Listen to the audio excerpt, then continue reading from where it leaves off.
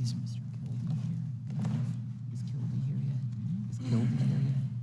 You know he's on the floor last night. Okay. Okay. Commissioner Werfel, thank you for being here today. I first want to address an issue that has been widely reported last week.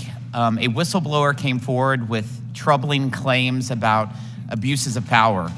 And we are conducting a review of this matter and will go wherever the facts lead us. And I expect full cooperation from the IRS, particularly with regard to ensuring this whistleblower is protected from any retaliation. We value the importance and the role of whistleblowers in ensuring the integrity of our governing institutions, which is why we established an online portal providing IRS employees a direct avenue to provide information regarding any wrongdoing that they may witness or believe to be occurring. Commissioner, while I know you are fairly new on the job, it would be irresponsible not to put you on notice about the various concerns the American people have about your agency. Over the past 2 years, the IRS has leaked private tax information of Americans at the same time the Biden administration was pushing tax increases on those very individuals. Accidentally posted online the private taxpayer information of thousands of retirees. They apologized, they took it down, said it wouldn't happen again, and did the very same thing 4 months later. They destroyed over 30 million tax returns due to the backlog. They tried and then delayed for a year a new paperwork nightmare of gig economy workers under the new 1099K reporting requirements and promised to release a spin plan for the $80 billion pay raise Democrats gave the agency, only to fail to explain whether low-income taxpayers will be protected from increased audits, and failed to show exactly how many bureaucrats in total you plan to put on the payroll. Repurpose $3.9 billion of the $80 billion to support costly green corporate handouts, and request an additional $43 billion for your agency last month on top of the $80 billion it received last August. Concocted plans to become the tax preparer, the tax filer, and government auditor of the American people. I was surprised that after receiving the greatest windfall in agency history, the president's fiscal year 24 budget requested an additional $43 billion. That's 91% of which is targeted toward enforcement and operations, like further increasing audits on middle-class families. Meanwhile, the IRS cannot tell us in total, beyond the next 2 years, how many people it plans to hire with its new funding.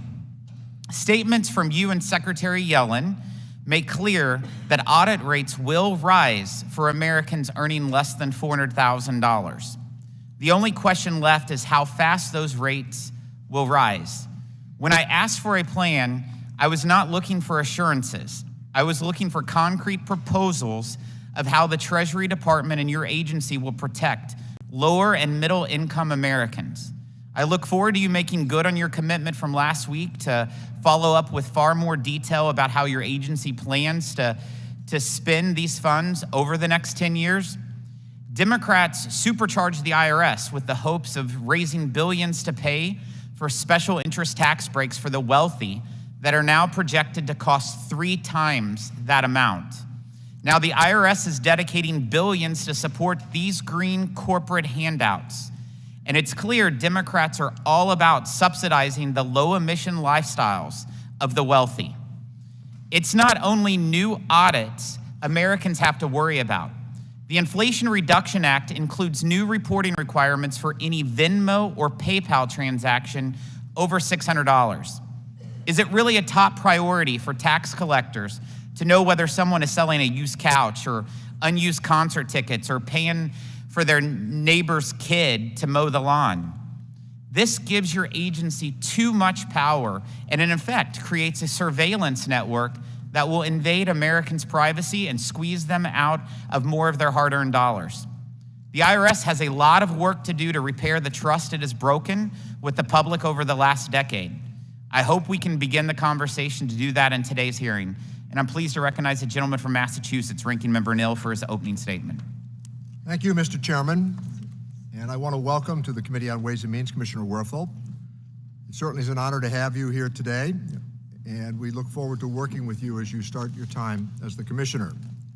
So let's start by saluting the dedicated workers of the Internal Revenue Service. It's their commitment to taxpayers that has allowed for the Inflation Reduction Act to make such quick headway. Many members on the other side of the aisle in their constituencies are already taking advantage of the Inflation Reduction Act in terms of investments as they relate to the tax credits. Your testimony this morning, or this afternoon, comes at an important time for the IRS. The Democratic multi-year investment in the Internal Revenue Service has already unlocked a new era of service for America's taxpayers. This filing season alone, Americans experienced a historic level of customer assistance and support. 2 million more calls were answered through live assistance. Wait times were drastically decreased. New digital tools were introduced, and in-person services at taxpayer assistance centers were expanded. Modernizing the IRS should have been a bipartisan undertaking. Its systems needed to be remodeled, and we are appreciative of the fact that it appears as though the much-needed headway is now underway. Updates to technology infrastructure will pay dividends for the American taxpayers for decades to come. It still is the old adage, people at the bottom shouldn't be paying for more than they ordinarily would because people at the top are able to escape their fair share.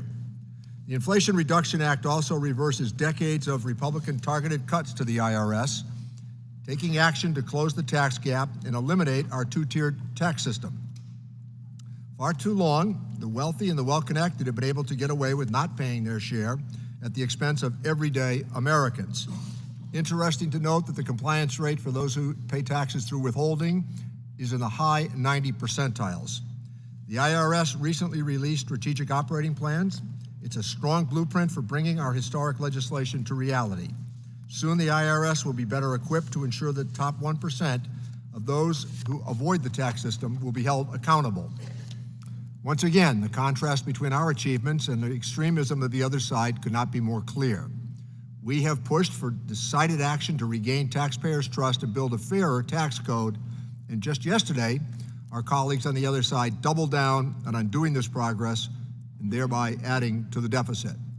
While we are looking out for workers and their families, they apparently were looking out for their own, costing taxpayers $100 billion. That is sadly not the limit of that extremism. They have advocated for legislation that would abolish the IRS in favor of a 30% national sales tax. I served on this committee when members on the other side did precisely that.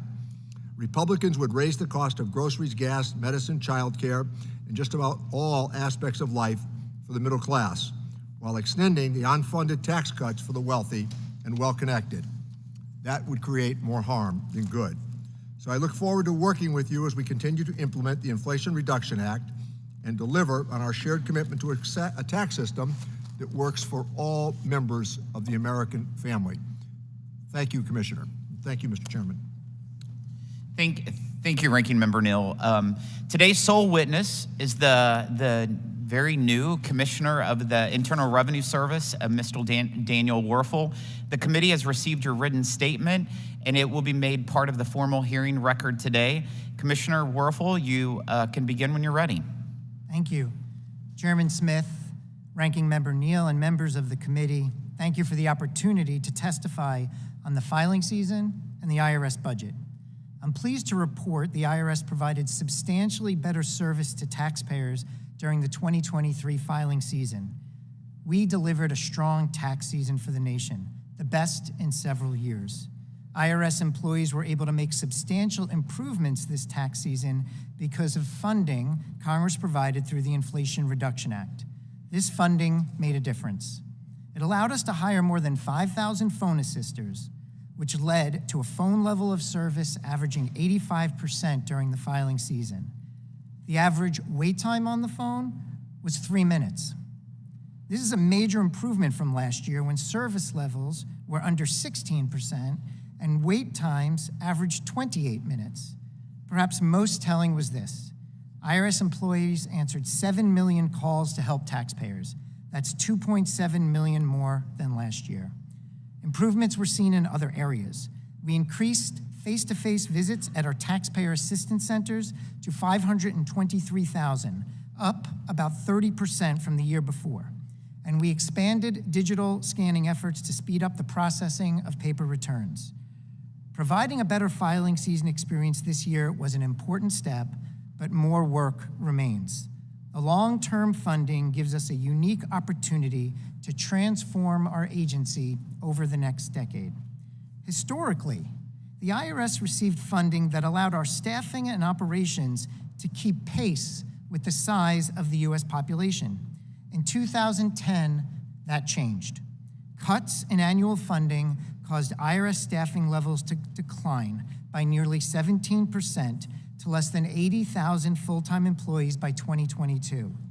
While the IRS shrank, the US population grew by more than 7%, reaching 334 million. These reductions caught up with us. You could see that in the poor taxpayer service levels in previous years, including last year. We were able to improve this filing season by shifting Inflation Reduction Act funds over to our day-to-day operations. If we continue using IRA funds this way, focused on short-term operations rather than long-term systemic improvements, we will not be able to transform the taxpayer experience, modernize outdated IRS technology, and deliver more effective enforcement of the tax laws as the IRA envisioned. The IRA funding was designed to restore IRS core operations and prepare the agency to serve the nation in its future. But that work is outside of our base funding levels. That level of funding, which is $12.3 billion for fiscal year 2023, has not materially increased since fiscal year 2010. In fact, in real terms, we are 33% below our funding level in FY 2010 if we had just received inflationary adjustments. It's not enough resources to fund a tax system in an economy that grows in size and complexity every year. So I ask for your help to build on the remarkable progress we saw this filing season by supporting the $1.8 billion in incremental discretionary funding requested for fiscal year 24. This funding will enable us to maintain our current performance in the next filing season while allowing us to use IRA resources as Congress intended to modernize our operations so we can sustain and improve our service to taxpayers into the future. Our strategic operating plan lays out in detail our path forward, describing how we will improve all aspects of our operations. The plan, which I call our public to-do list, lays out more than 200 projects for improvements for taxpayers, tax professionals, and IRS employees that will transform our work on the phones, in person, and online. IRA funding also gives us an important opportunity to improve enforcement efforts to promote fairness while respecting taxpayer rights. The agency will follow Secretary Yellen's directive not to raise audit rates above historic levels for small businesses and households making less than $400,000. I want to be crystal clear. We are not increasing audit rates for hardworking taxpayers making under $400,000. That is my pledge. There is no new surge of audits coming for workers, retirees, and others. We have plenty of other areas we need to focus on. I am optimistic we can build on the accomplishments of this filing season. The question is not whether the IRS can improve taxpayer services. This year, we proved that dramatic improvement is possible. The question is whether we continue to improve. Chairman Smith, Ranking Member Neal, and members of the committee, that concludes my statement. I would be happy to take your questions. Thank you, Commissioner. We'll now proceed to the question and answer session, and I will begin. Nearly 2 years since a massive leak of confidential taxpayer information was published by ProPublica, the American people are still without answers from the Biden administration on who is responsible and how this could have occurred. This leak happened at the same time the administration was pushing for higher taxes on the same taxpayers who had their information disclosed.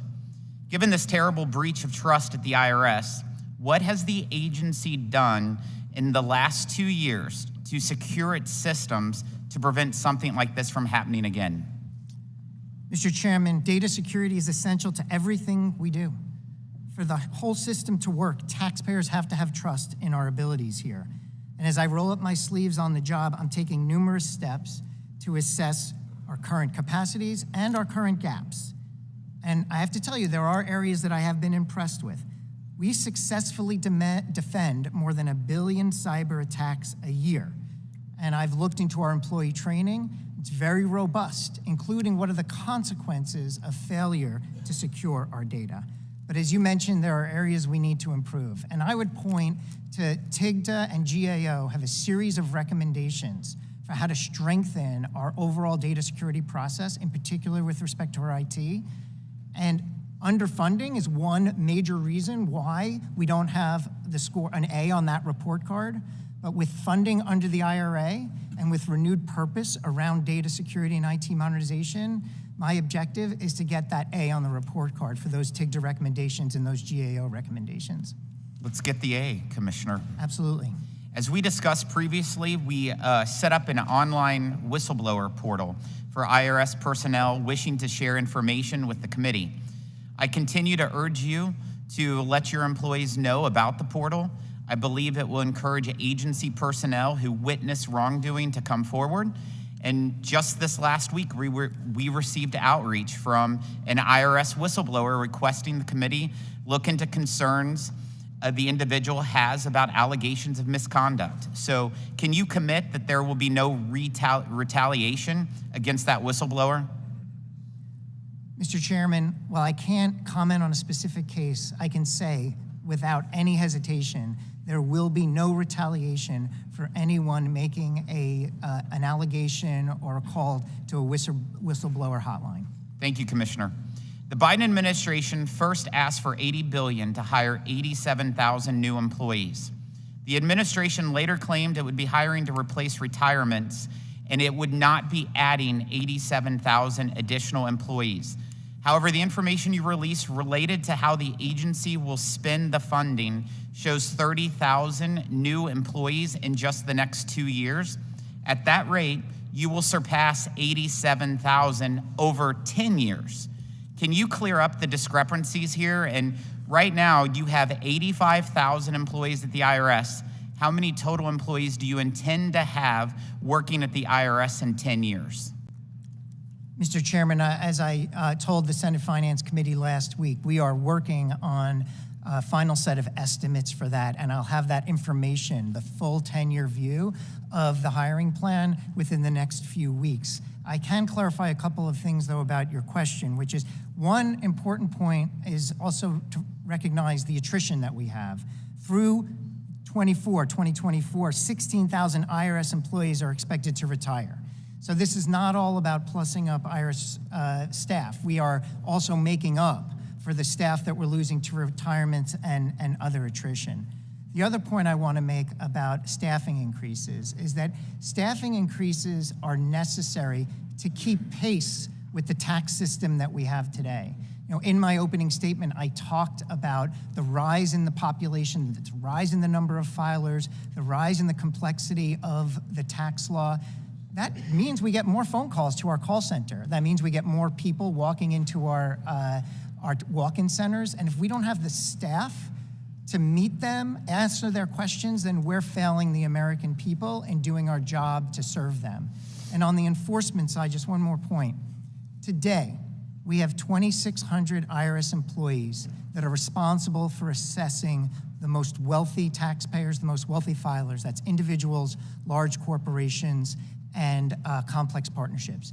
There are roughly 390,000 of these wealthy taxpayers. I'm not talking about $400,000 a year. I'm talking about $10 million a year. I'm talking about $10 million in assets. I'm talking about, for these large corporations, $250 million in assets. For the very top of our income strata, 390,000 filers, 2,600 staff. And as a result, we've seen a dramatic decline in the audit coverage of our wealthiest filers.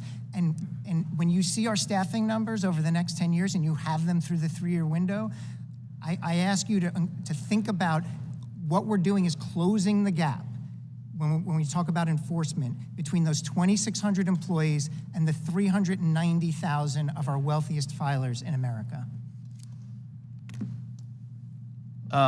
In regards to your comments earlier about not increasing audit rates on people making less than $400,000 a year, there's been a lot of statements from Secretary Yellen that says that the audit rates will not be above that of the historical audit rates, which was 2010 was the peak. When you say that there's not going to be an increase in audit rates, are you referring to the audit rates last year or the historical, like what Secretary Yellen has said? Let me provide some clarity on that, Mr. Chairman. Here's where I'm at on this in consulting with Secretary Yellen and her team. We have a lot of work to do over the next few years. We're going to be focused completely on doing what I said earlier, closing the gap between our staff and the enforcement we need to do with our wealthiest. What that means is the audit rate, the most recent audit rate we have, that's complete and final, is 2018. That is the rate that I want to share with the American people. The audit rate will not go above that rate for years to come. Because for the next several years at least, we're going to be focused on the work that we're doing with the highest income filers. Now, once we start and reconsider that, because the 2008 rate is so low, it's not anywhere near the historical rate. If you've probably looked at the years and said, wow, the historical rate's a lot higher than the rate in the most recent years. So even if we did start increasing our audit footprint a few years from now, then you're still not going to get anywhere near the historical average for quite some time. So I think there can be assurances to the American people that if you earn under $400,000, there's no new wave of audits coming. The probability of you being audited before the Inflation Reduction Act and after the Inflation Reduction Act are not changed at all. The Inflation Reduction Act spends $15 million to pay for a supposedly independent analysis about the feasibility of setting up an e-file system through the IRS, which would essentially make the agency the American people's tax filer, their tax collector, but also their auditor. Asking the IRS to do your taxes is like asking your kid to guard the cookie jar. The temptation to take more than their so-called fair share is too much. Nevertheless, you all choose to hire an organization, New America, and a tax attorney, both of which have stated their support for establishing such an e-file system.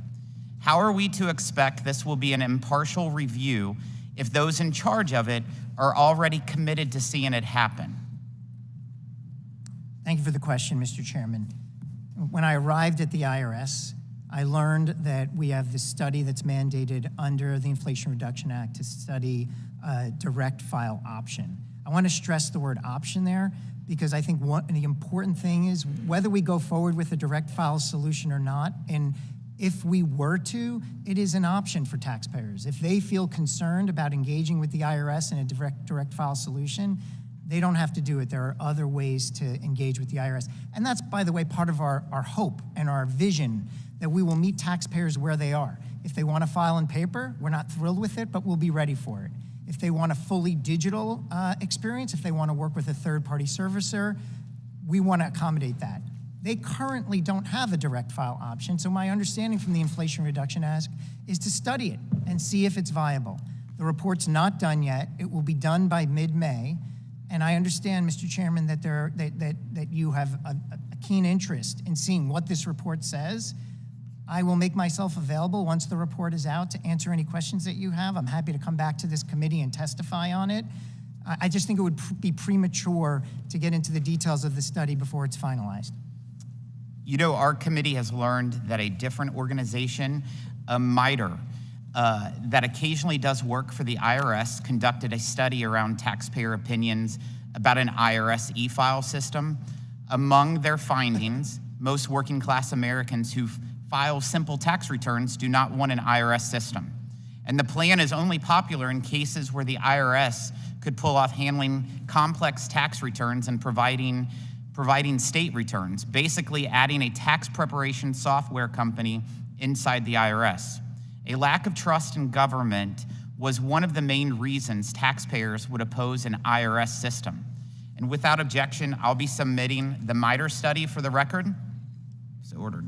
Commissioner Werfel, why wasn't the IRS transparent with the American people about this study? Well, I want to make clear, Mr. Chairman, the IRS didn't ask for this study. We didn't commission the study. Often you have companies, nonprofits, academics on their own, writing white papers, writing studies that the IRS didn't ask for. But if they send it to us, then we absolutely will look at it, in particular if it's credible, and MITRE is a very credible organization. And we have received the study from MITRE, and we were under the impression that it was going to be made public so that there wasn't a need to immediately report it out. But there was no intention of holding anything back here. People send us studies, we review them, and we will incorporate the findings from the MITRE study into our final study. I now recognize the ranking member for questions. Thank you. Commissioner Werfel, there have been a lot of false claims made about who the IRS will audit. I know you attempted a few moments ago to address some of that, but with the additional money from the IRA, how many armed revenue agents will be hired to accomplish these audits? None, sir. That's what I thought. So let me go over some other facts here.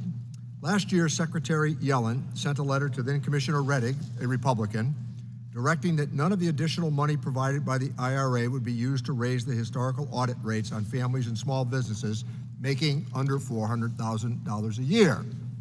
The former commissioner also sent a letter to Congress reiterating this fact. Without objection, I would like to enter both letters into the record. So ordered. Thank you. Commissioner, do you stand by the letter sent to Congress from Commissioner Rettig stating that audit rates will not rise relative to recent years for households making under $400,000 a year? I do. Thank you. Commissioner, with the additional money provided by the IRA, does the IRS plan to hire 87,000 revenue agents to carry guns to audit families and small businesses? We do not. Thank you. Commissioner, Americans are very tired of the two-tiered tax system that allows the wealthy and well-connected to play by one set of rules, while those who use withholding, they play by another set of rules.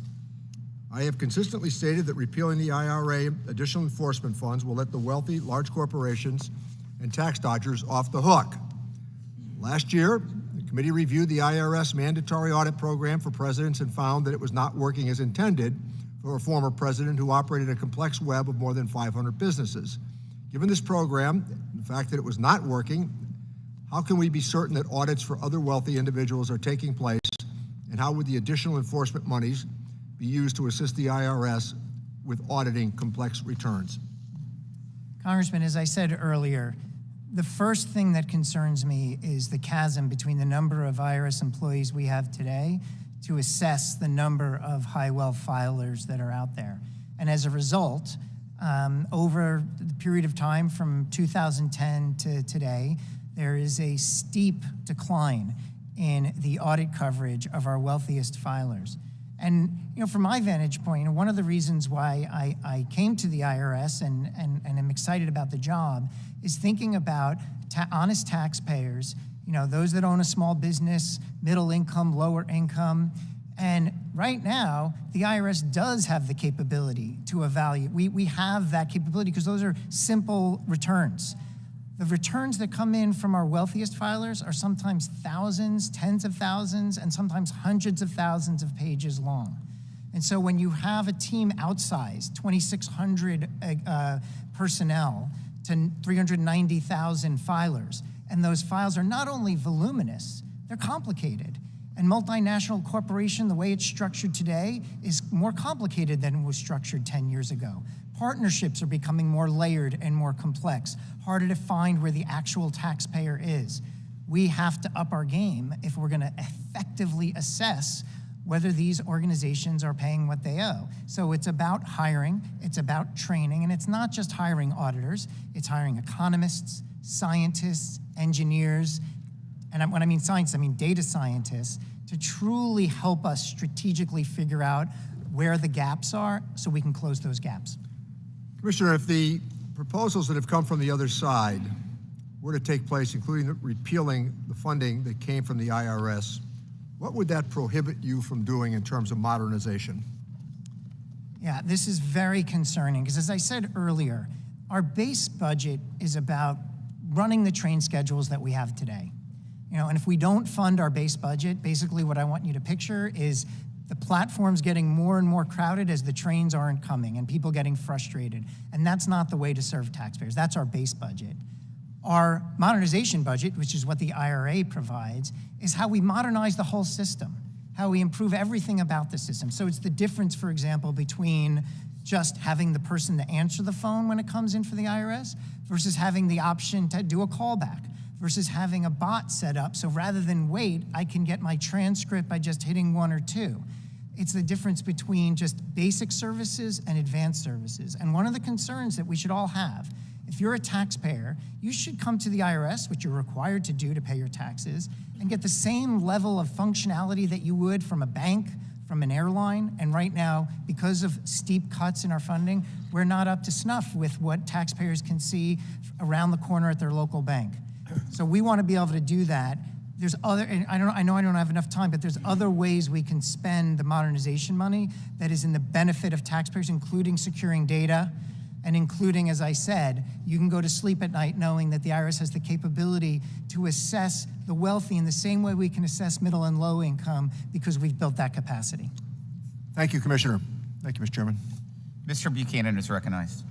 Thank you, Mr. Chairman and Commissioner. I know you're new on the job, and I guess the acting commissioner for about 6 months. But 8 months in 2013, sir. But let me just mention, there's just a lot of misinformation out there and disinformation, whatever you want to call it. They've got a budget. They originally set up an additional $80 billion, and now they're talking about another $43 billion. How do you distill that down? Where is the money going? And I just got to tell you, you got to do a much better job in terms of communicating that, because the taxpayers want to know. I'm telling you, my district, but across the country, they want to know where the 80 billion plus another $43 billion would go, and you'll be the one to decide that. Yeah, I would love the opportunity, and I appreciate the feedback of how we can be more effectively communicating the budget. So let me take a moment. What we're asking for in 2024 is $1.8 billion. That's what we're asking for on top of the base budget that we already have. And again, that's just to keep the current train schedules on target. What does that additional $1.8 billion do? About $1 billion of it is more people. More people to man the phones, more people to process transactions. And then about $800 million is mostly inflationary adjustments, pay increases. It's a large organization. How much of that, the recruitment and stuff, is going to go into auditing? What's the percentage there? For that, it's mostly taxpayer services. What we need in terms of more people. I can get you specifics on the percentage breakdown. The 43 billion metric, I just want to make sure is understood. What we're asking for in 24 is 1.8 billion, and that's really all I want to stand here and defend. Most of the money that's in that 43 billion is either already in our base or is way out in 2030, 2031, because as we move forward, there's a cliff that occurs. Let me mention the reason I say that, because one of the commissioners in the past, I chaired oversight, we had a frank discussion, is he brought up the idea for every dollar that you invest, we can get you back $5 or $6. It's set with me the wrong way. So I just want to make sure we're kind of get a better understanding of where the dollars are going, so we got a better sense of that. The other thing is some groups outside, conservative groups I would say, are estimating that people under 400,000, there could be as many as 650,000 audits. Do you have any sense of that, or is that something I can get to you? I would love to better dig into the math. As I mentioned earlier, at least for the next several years, there will be no increase in the audit rate from the most recent rate that we have, which is 2018, which is a historically low rate. The other thought is just on, before I got here, I was in business 30 years and dealt with obviously a lot of entities that were called pass-through. You're familiar with those, partnerships and limited partnership. Well, the idea that in terms of auditing, a lot of these are over that size. They're claiming that it could be millions or hundreds of thousands of organizations. And I just want to tell you, when you get, if it's a company that's got 100 or 50 employees and it happens to make 400,000, it doesn't all go to the owner. But the bottom line is, and what I'm concerned about on these pass-throughs, when they do get a dispute or something with the IRS, is that you do everything you can to move that along and try to resolve it as quickly as you can, because it's very expensive in terms of CPAs and tax attorneys and the time taken away from their business. So I don't know what more you could do in that area. I'd like to see more resources put in that. So when you have disputes at any level, but especially small business and individuals, you do everything you try to resolve it. I'd make the best deal and go and get on to something else, but it's just my opinion. Yeah, and I appreciate that, and I agree with it. When I made that analogy earlier of the train schedules and that we have to improve them, that's one of the improvements. We have to improve the ability to resolve issues quicker. First of all, it's one of the central Bill of Rights. We have a taxpayer Bill of Rights, and one of the rights is the right to quick resolution, and I want to meet that right. So, for example, we're putting into place, because of the Inflation Reduction Act, online accounts for both small businesses and individuals that will allow them to go in real time and see if they have an issue and have real time ways of solving it. So if we're successful this, it'll end the era of weeks and weeks of letters and correspondence back Let me and just forth ask with the one IRS. quick, you made a comment about answering the phone. Yes. I think it's got a little better, but it's still unbelievable. I mean, people can't get through, it takes hours, and I just hear that in our office constantly. Now, maybe different parts of the country, it's different, but I'd like to have you make sure that whatever numbers you've got is an area you're working on, because people, their time is important. They want information, they want to resolve things with the IRS. They don't want sleepless nights. Thank you, and I yield back. Mr. Doggett is recognized. Thank you, Mr. Chairman, and thank you, Commissioner, for your service. You know, in December, this committee got a good in-depth look at the sorry state of high-end tax enforcement. After years of Republican obstruction from members of this committee, outside the committee, we finally secured some of the tax returns of ex-President Trump. As the public record reflects, and I refer only to the public record, there were years of paying little or no taxes, tens of millions of dollars in questionable losses carried forward from prior years, questionable foreign tax credits. We learned that the IRS had assigned a single auditor, one person, to review the returns of the Trump Organization's 500 entities. Even after that auditor indicated that he could not by himself do a really thorough audit, no one was assigned from the specialist referral system, and he appears to have been provided no reinforcements. Beyond the question of whether Trump himself got special treatment from his Republican appointees, and without asking you to comment on the returns of any particular non-taxpayer, the entire episode gives reason for concern that similar ultra-wealthy individuals who may well have committed tax fraud recognize that they, if they have enough high-paid accountants, tax lawyers, can get away with it. In reviewing the few available auditor's notes on Trump's returns, the Joint Committee on Taxation, as you're probably aware, faulted the IRS auditor for assuming that using high-priced accountants and lawyers ensures the accuracy of claim credits and deductions on returns. My first question to you is it standard practice at the IRS to assume that the ultra-wealthy can employ a tax consultant and just assume that the tax consultant said that the income and credits and deductions were accurate, that they are? Again, Congressman, I appreciate the ability or the opportunity to clarify that I would never and cannot comment on any specific taxpayer, and my responses will relate only to generalities. Sure. The issue is, as I've been describing, it's the depletion of IRS resources has taken a toll, and it's taken a toll on our ability to do certain things, and one of them is to assess or unpack complicated, voluminous returns from our highest income filers, individuals, partnerships, and organizations. And, you know, whether you have the visual of a truck backing up with tens of thousands of pages for a given return, or the individual, or the visualization of a team of attorneys and accountants that a taxpayer might bring to the table, the reality is, and that's their right to do that, but we want to have an IRS that's resourced to ask the right questions, to challenge in the right issues, to make sure that there's fairness across the tax system. Is it fair to say you would agree with the Joint Committee on Taxation in their analysis that they were not comfortable with any reliance on professional tax preparation as an indication of accuracy? It's absolutely a trust but verify situation, and we need the ability to verify, and we don't have that right now. And is it standard practice to assign one auditor to cover 500 organizations a taxpayer might submit? Right now, Representative, as I said, we have 2,600 personnel for 390,000 of our wealthiest filers. So we have to make the smartest decisions we can, given that chasm. Hopefully, with the increase in resources, we can change that. What are the factors that would cause an audit to remain unresolved for 7, 8, 9 years? Complexity.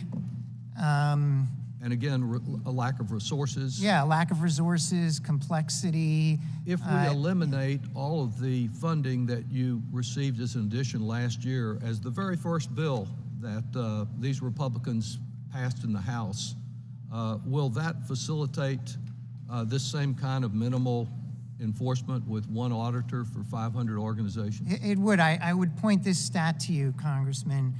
Audit rates in 2010 for entities, corporations between $100 million and $1 billion in assets range between 20 and 30%. Today, they hover near 5%. And if we don't have the resources, they will continue to hover near 5%, and that means we're leaving money on the table. Thank you so much. Gentleman from Nebraska is recognized. Thank you, Mr. Chairman. Thank you, Commissioner, for being here today. I want to clarify, perhaps, there was mention earlier about special agents, especially within criminal investigation. Now, it's my understanding from a communication I received from your agency last fall that criminal investigation plans to hire 360 special agents per year over the next 5 years for an approximate net gain of 1,200 special agents considering attrition. Is that accurate?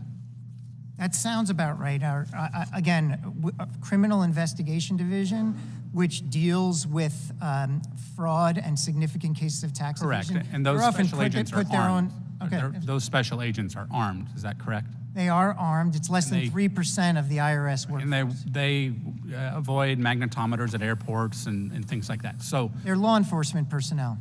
now, you said earlier that you're not hiring any new special agents that will be armed, but it sounds to me like you are. Well, my understanding, I'm glad you're clarifying, my understanding of the question was around audits. Our CI division, our criminal investigation division, they do not conduct audits. What they do is they are investigating acute issues of fraud and tax evasion, Okay. and typically they're armed when they're putting themselves in danger. I understood. I understand. But I think it's important to note that there is a difference. There will be new hires that will be armed, for the record.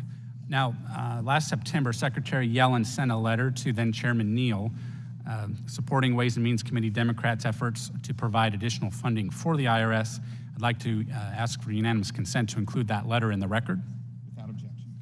Thank you. In that letter, Secretary Yellen addressed the long-term decline in the number of auditors at IRS and provided data showing the decrease in the percentage of taxpayers audited across a number of filer categories between 2010 and 2018. Can you clarify whether 2010, the date put forward by Secretary Yellen in 2021, is the historical average you were referring to as a long-term goal? Emphasis long-term goal once IRS ramps up to audit high net worth individuals? No, I would not clarify that. I would not characterize that as a goal. It's a benchmark. And we look at 2010 because that's the first year that started the steep decline in IRS resources. So we want to provide transparency to the American people that at the start of our decline in discretionary resources, this is what the world looked like in terms of audit rates. Okay, and there's a lot of confusion here in terms of what a lot of these numbers are, but you know, there's consideration of income brackets, what those targets will be, and the percentage of taxpayers within each bracket who are being audited. But when you're attempting to adhere to the instruction, what metric will you actually be using? Will it be that distribution across brackets, or are there other numbers to consider? I think what we would do, Congressman, is look historically at the type of coverage we had when we were at our healthiest. So, for example, if you look back at our audit rates when at our healthiest, we had fairly high audit rates for individuals with more than $20 billion, or companies with more than $20 billion in assets. We are more than half of that right now, Okay, and so I wouldn't call it a target, but it's a trend to make sure we're getting back to healthy levels. Now, the Joint Committee on Taxation found that more than 90% of underreported income actually came from taxpayers earning less than $400,000.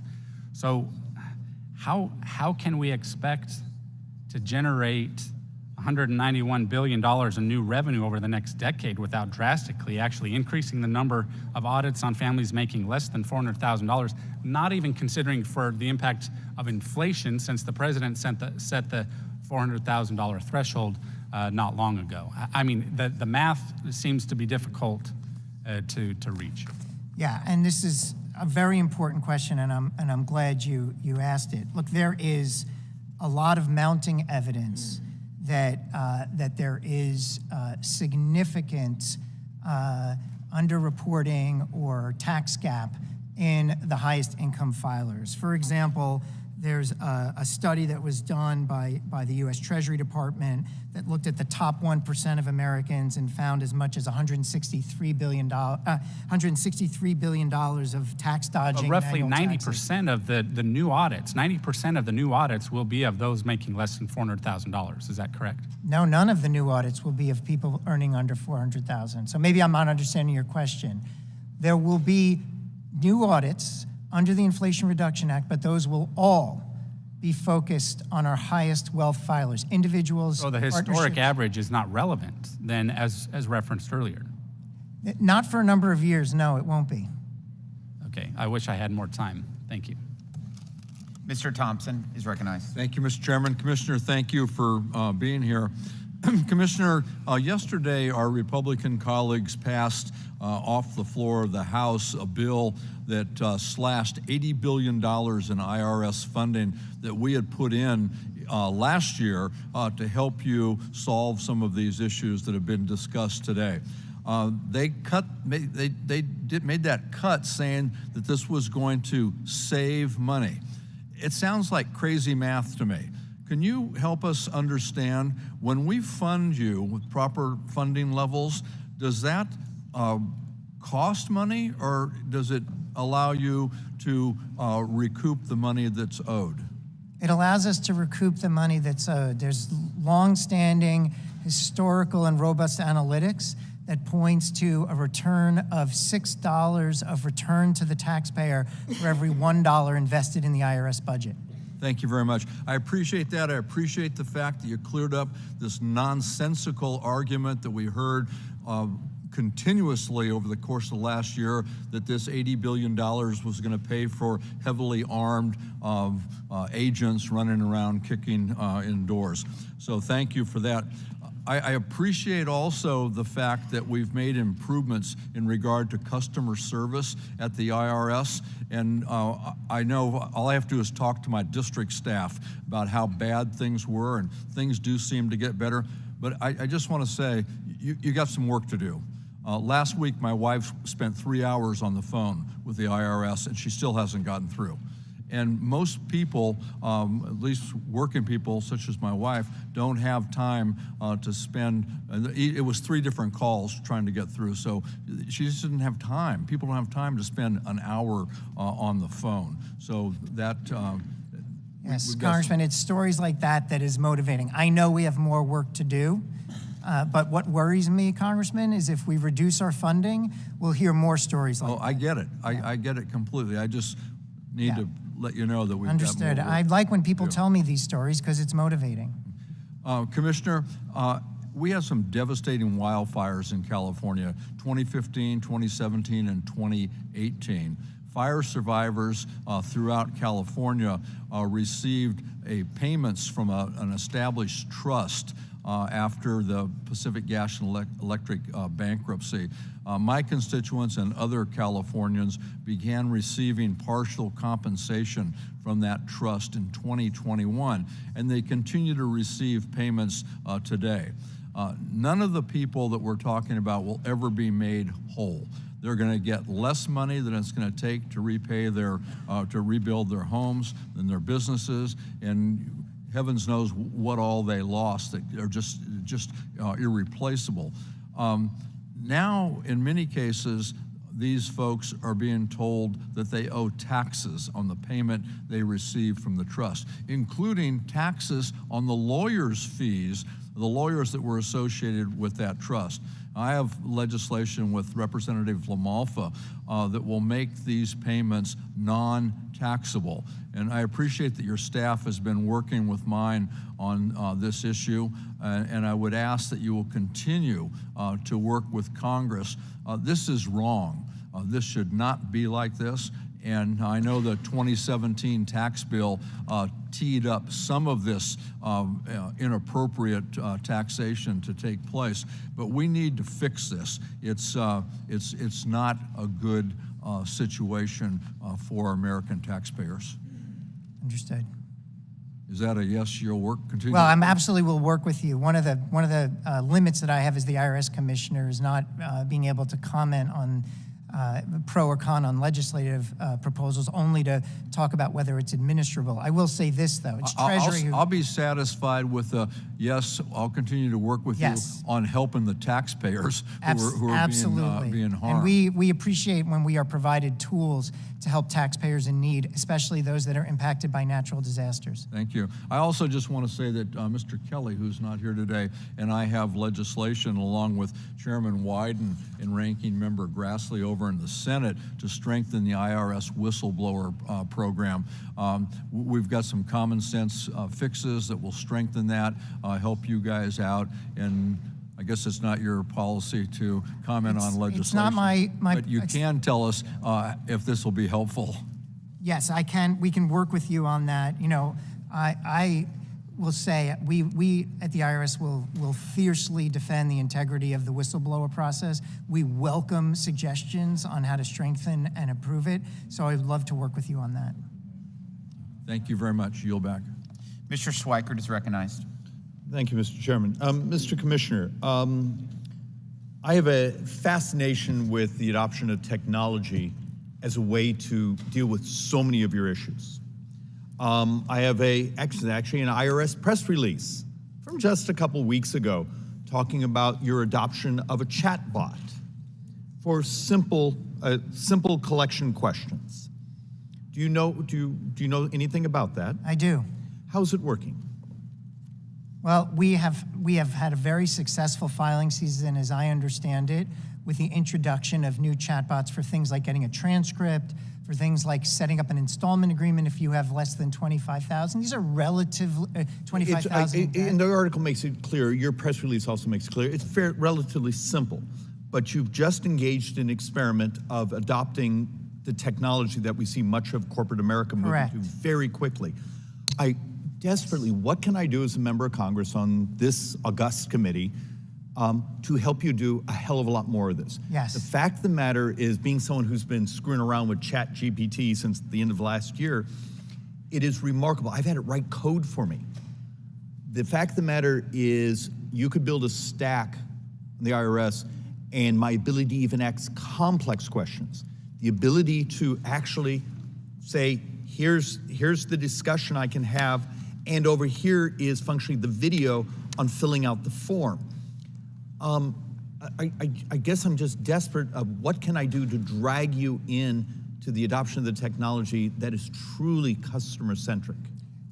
Congressman, I'm a convert. There's not a lot you have to do to convince me. And if my team behind me and those back at the IRS are watching, they're probably laughing because of how often in my first 5 or 6 weeks I've raised this exact issue. So if I went online right now, though, and actually called in and talked to the chat, and you would direct me to, here's the video that would walk me through how to fill out the form in multiple languages, that exists?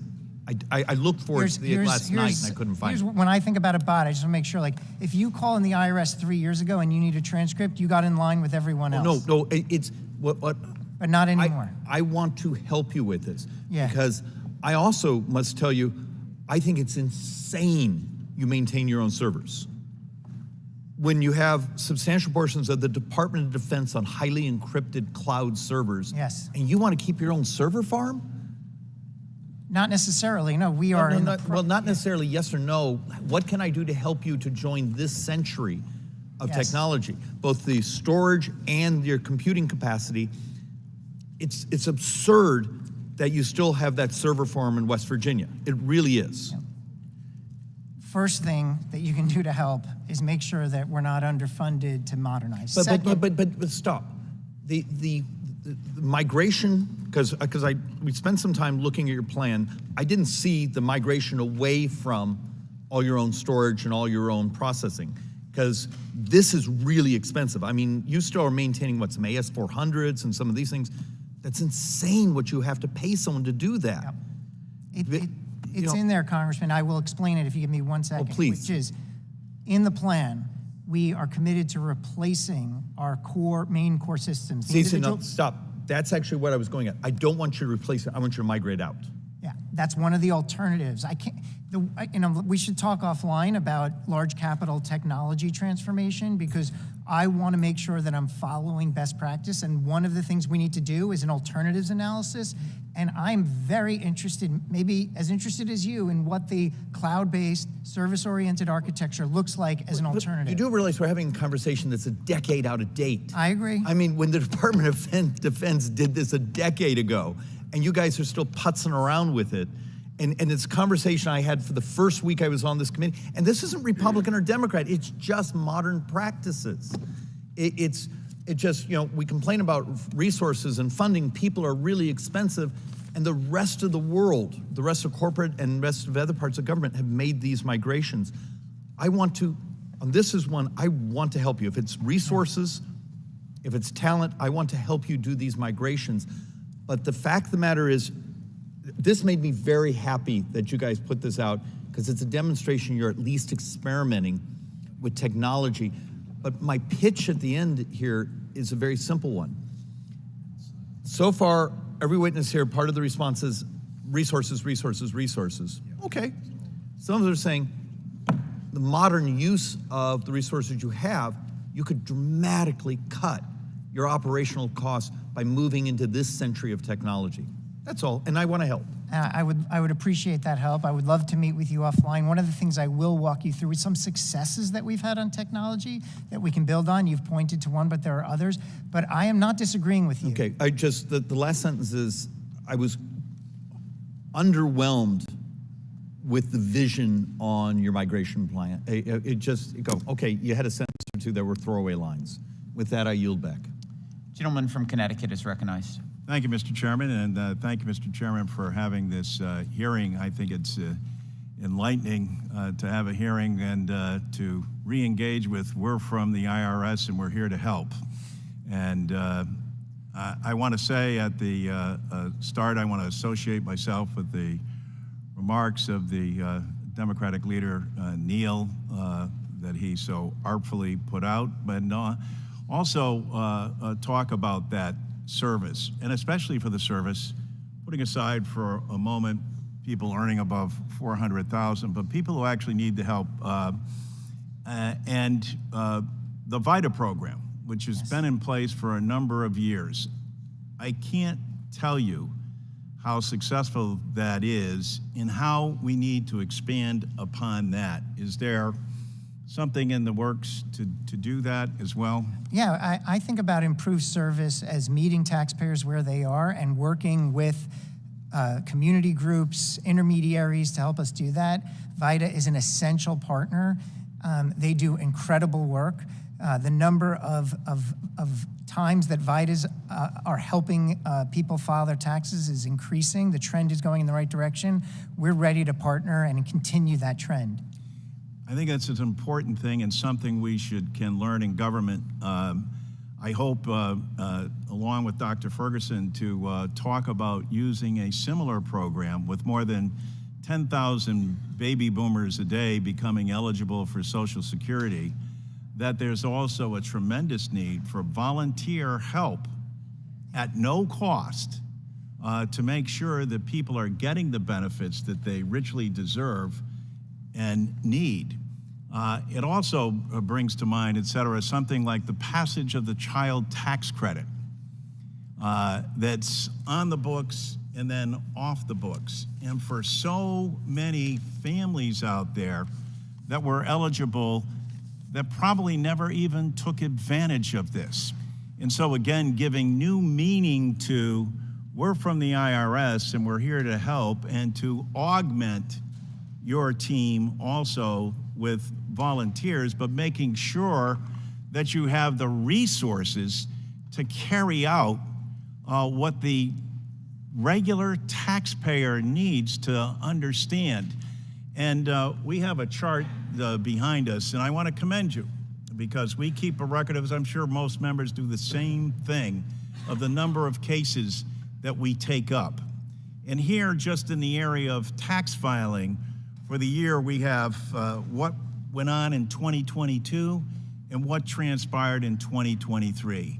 And as you can see with the new resources, the tremendous effort that was put forward. As Mr. Thompson said, yeah, we can do better, and I hope that that's the plan as well. But between modernization and also having that human being there, the most frustrating thing I talk to our constituents is not having a person on the other end of that phone or being able to being able to talk to.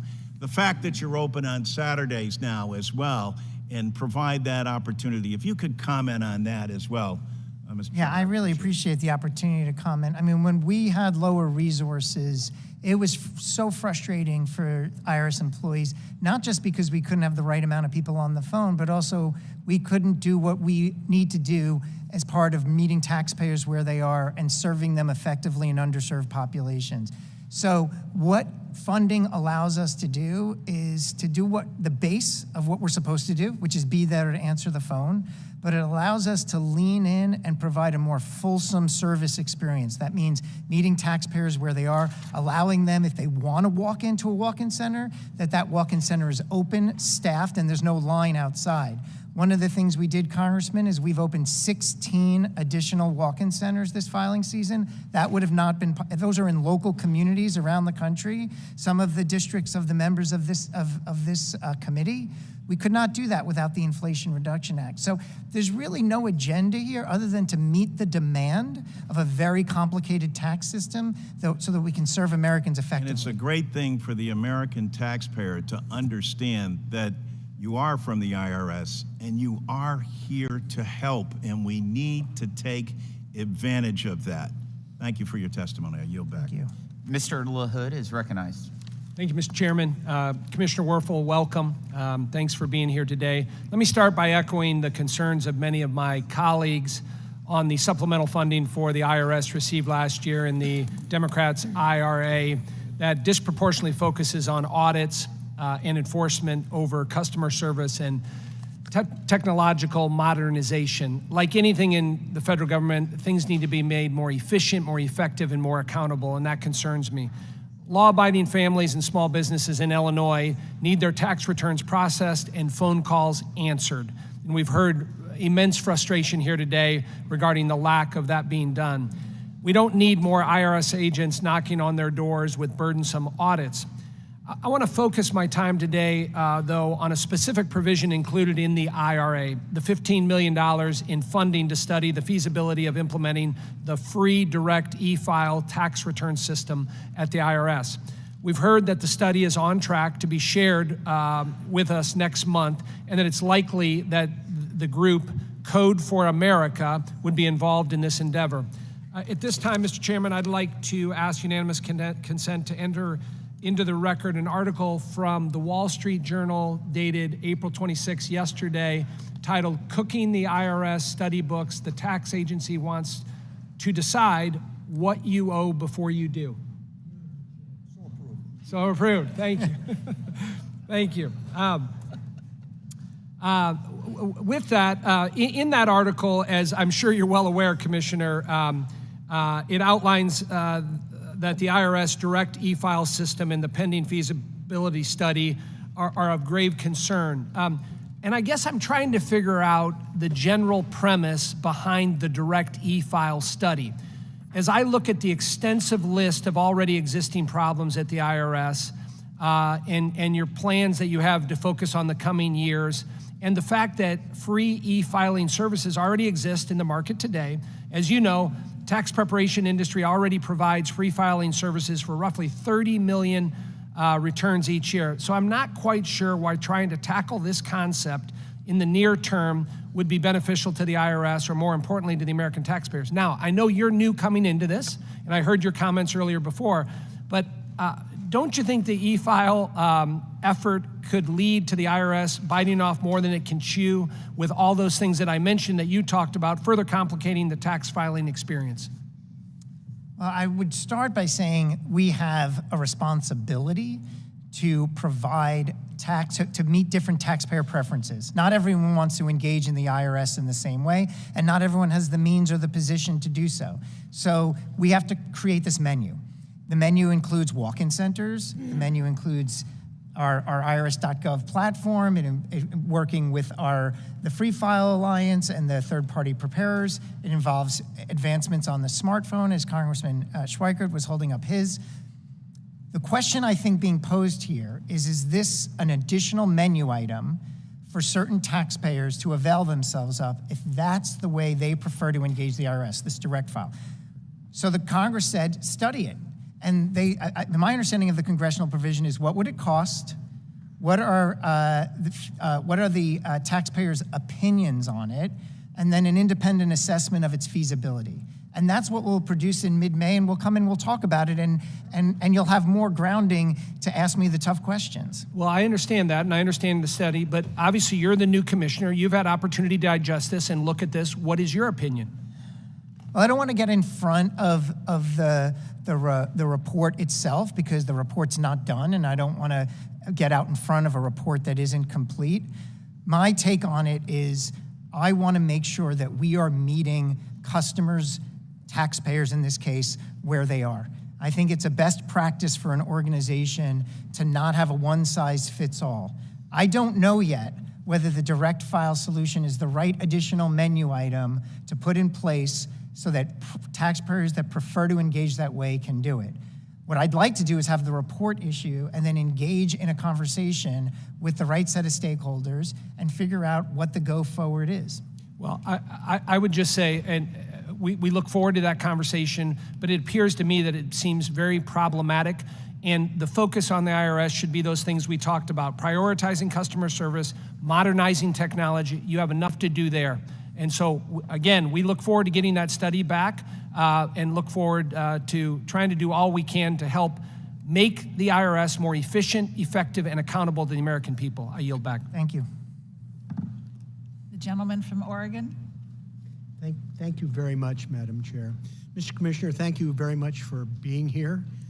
Thank you for taking what is arguably the most thankless job in America. I've had this conversation with a number of your predecessors, and I feel the same way. Anybody who's qualified to be appointed has lots of other career opportunities with less grief, less pressure, and probably more remunerative. So I really appreciate your willingness to take this assignment on, particularly considering some of the combative attitudes that you have to put up with. My experience with your employees, on balance, is one that is very positive. I routinely meet with Treasury employees in Oregon, and I found in the midst of the pressures that literally reduced them to tears because they couldn't answer the phone and get the job done. And Congress is complicit in this. Congress has routinely underfunded the agency, while all the time we make the tax code more complex and you have more returns to deal with. Just one question. Do you have 73,000 or 85,000 employees? Today, we have roughly 85,000, which is still kind of at a level of staffing that's... No, Yep. I hear you. Your reference here in terms of trying to meet the taxpayers where they are, I think is commendable. Are there other countries in the world that have an automatic system that provides taxpayers with their returns, that computes it for them? There are other countries that have adopted that type of Thank you. system. I don't find that particularly threatening. I will say that I wish people had the same ire against some of the private tax preparers who've been involved with tax scams that take advantage of taxpayers who aren't particularly sophisticated. You don't have to look very far to find taxpayers who are cheated by this industry. Not all, not many, but it is a not insignificant number. I appreciate what you were talking about, being able to equip the IRS to meet the challenge. I remember an article a few years ago that GE had 1,200, it was one of the largest law firms in the country, was their tax department. 1,200 tax attorneys for one corporation, filing, I imagine, extraordinarily complex returns. And to the point one of my colleagues made earlier, these are very difficult to move through. I meet routinely with CPAs and tax advisors and attorneys in my district, talking to them about the challenges. Most of them lament the understaffing and the inability of the IRS to be able to respond. And they acknowledge that audits largely are a thing of the past. Very few of them have clients that go through this. And they're talking about the most wealthy and privileged. So I appreciate the course you're trying to navigate here to try and equip the agency to meet the challenges. I think you said almost 400,000 very high wealth and expensive programs that are complex, and you have maybe 2,600 people. You know, not much larger than General Electric's former law firm dealing with these. I think it's an admirable challenge. I appreciate your being forthcoming with us, willing to work and explore these items. The things that my colleagues have raised, I think, are worthy to be looked at. But I do think we need to be mindful of the fact that this committee in the past did not cover itself with glory in terms of some pretty outrageous activities in terms of some of the hearings that we can convene and sensationalize them. I think we can do better than that, and I appreciate what you're trying to do, your attitude and cooperation, and look forward to working with you. Thank you, sir. The gentleman from Ohio, Dr. Wenstrup. Thank you, Madam Chair. And I'm grateful that we're having this hearing today. Commissioner Werfel, I want to thank you for being here. I look forward to working with you throughout and appreciate your candor today. And I do want to make a plug for my IRS advocate at home. I will tell you that we've had great success, good relationship working there. Sometimes it's unfortunate we have to go to the advocate as much as we do, but that cooperation has been good, and I just think it's good to give some good feedback here and there. Great to hear. The couple topics I'd like to ask you about today, so I'm just going to jump right into it. My staff back home has been working for several months now with constituents who are having trouble getting their employee retention tax credits released because they've contracted with a professional employer organization, or PEO, for payroll and related tax duties. And from what I understand, the PEO and IRS are following the law, trying to resolve the issue, but it's been more than 6 months of ongoing casework now, and it seems that the use of the PEO is what's delaying them from getting their tax credit released. And I know you mentioned before the phones being answered more quickly. Well, that's good. That's a good first step. But resolving the issues too is really the ultimate step. Yes. So, if you don't mind, how is the IRS handling this PEO-related ERTC claims and the delays that are taking place? Yeah, I am concerned about any time we have a backlog, and we need to focus on it. And what happened during the filing season is we moved and concentrated our personnel resources on the phone to make sure we were answering the phone. We've made progress on the backlog. During filing season, we were resolving and processing about 20,000 employee retention credits a week, but that was not enough to keep up with the demand because more come in. There's still eligibility through 2025, so this is a growing target, not a stable one. Now that the filing season is over, we can reset our staffing. I'm hoping that we can more than double the rate to closer to 40 to 50,000 resolved a week. Plus, we have teams looking at ways we can improve the process and be more aggressive in our efforts to manage that backlog. So it is an absolute priority.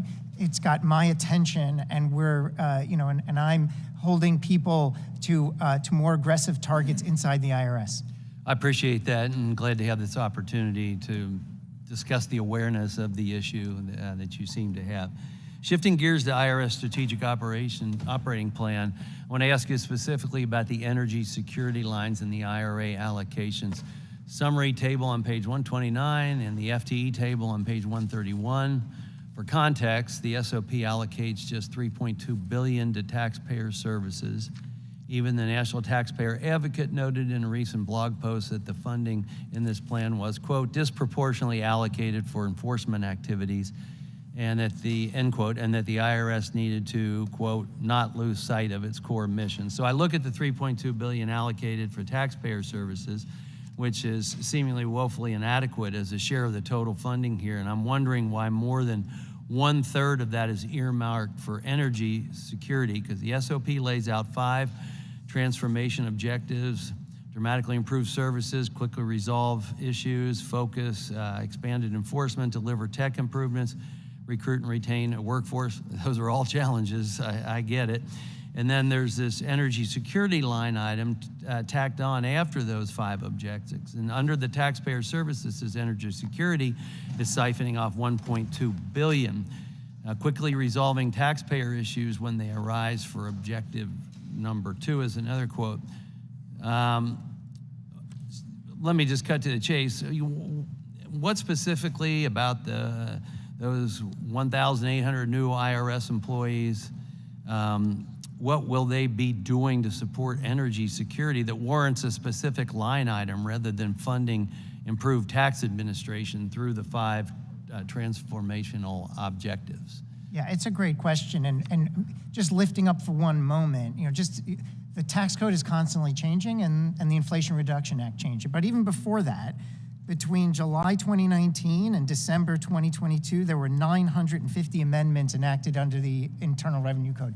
And what that means is, and that's in Congress's wisdom and the president's wisdom to sign out those, what that means is it changes the forms, it changes the types of questions that we get, it changes the type of processing that we need to do, and we need to make those adjustments. The energy-related credits in the IRA are new, and there's some novel elements to them. And so we have to do what we're doing now, which is we've issued rounds of public comment, asked for information. We're doing advance and notice of proposed rulemaking. We also have to hire more people to be in the phone center because calls will come in with questions on, am I eligible or not? How is this working? New forms will come in that we'll have to assess. We'll have to have strong program integrity. So those funds are really dedicated to administration of these new tax provisions. The gentleman's time has expired. The gentleman from New Jersey, Mr. Pasquale. Thank you, Mr. Chair. Commissioner Werfel, Congratulations on your confirmation and hopefully a successful IRS filing season. I can't imagine the enormity of the job. We've had some hearings over the past session about the IRS. And I think it comes down to leadership. That's my opinion, my perception. I think you got great workers. They have to face a tremendous amount of filing and questions throughout the year, not just until April 15th, every year. The historic funding enacted in the last session empowers the IRS to answer phones and get refund checks out. And looking at the numbers, I think you put it in your testimony, I think we're going in the right direction. We have a long way to go, and you said that. I want to make writing out your taxes as easy as possible. We've promised that a number of times. We even had the postcard theory. Now we hear lip service about protecting working Americans from audits. Let's get that one thing straight. I believe there's been a sabotage of the IRS over the last years, and when Democrats were in charge, we didn't do much about it. Because you have to have a budget. You can sweet talk all you want. If you don't have the money, you can't get the resources. You marked 7 different places where you've improved in this year's filing season. Tremendous. And you've already got 117 million people who have filed. So we're halfway there. Because 50% of those folks got a check, a refund already. So we're ensuring working families face big audits while the rich get scot-free. Our hearing last year laid that out, and when you see in numbers, it's startling. Smearing fair enforcement is just code for protecting somebody. Commissioner, your predecessor shielded Donald Trump's tax returns for years. Whether he never read 6103 or not is still dubious. IRS began a ham-fisted audit the same day Chairman Neal made his appeal. It was clear, it was moderate, it was fair. Republicans did nothing while Trump's commissioner broke the law. Because you don't know the law exists or you don't know what the law says is not an excuse. 6103 is very clear, as the courts pointed out. And I don't want to hear that we went after Mr. Trump unfairly. Where the heck were these people 10 years ago when they investigated Ms. Lerner, who had your job, threw her out, and then exposed the names of 12 taxpayers who leaned to the left, whatever the heck that means, leaned to the left in the charities that they represented. I want you to comment to following our recommendations to clearly detail the mandatory presidential audit program in the Internal Revenue Manual. I've read it. Have you? Yes, I'm familiar with the IRM on this. Where are we? Well, first, I'm required to clarify, of course, that any remarks that I make are prohibited to be attributed to any individual taxpayer. Right. We have a requirement amongst many in the presidential tax review program to review the taxes of a president. And I am in the process of understanding the different ways that the reduction in IRS resources have impacted our abilities to carry out a variety of different functions, including potentially this one. Congressman Pasquale, I think my answer for you right now is that I want to work with you and provide you more detailed updates on what we're doing on this program. But right now, there are a lot of different activities underway as we reset the priorities. And in particular, as I've mentioned several times in this hearing, we have a significant opportunity to change the way we assess the complex filings of the wealthy.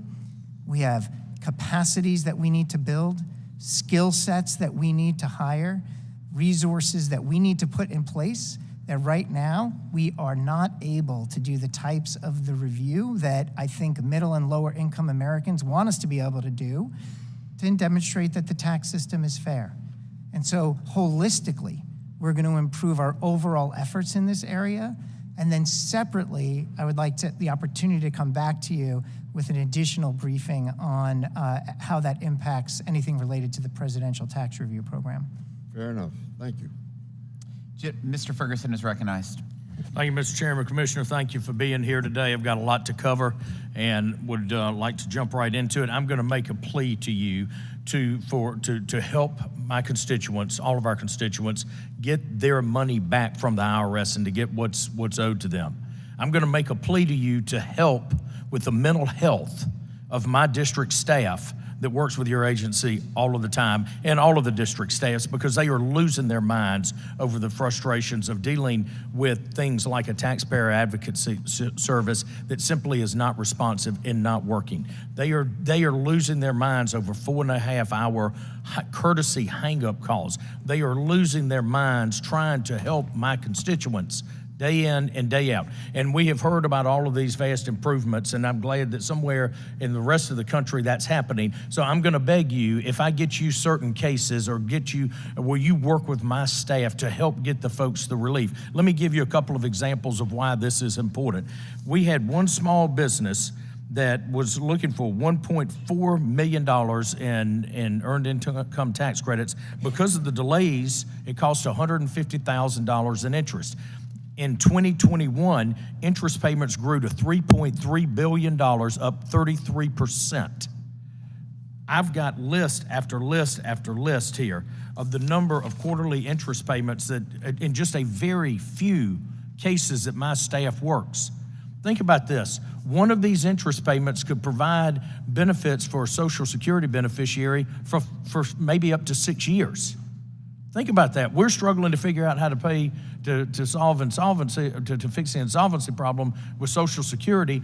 And if you just fix one of these cases, we could cover somebody for up to 6 years. So will you work with my office to handle this? Because another case that's very interesting is that we have a letter.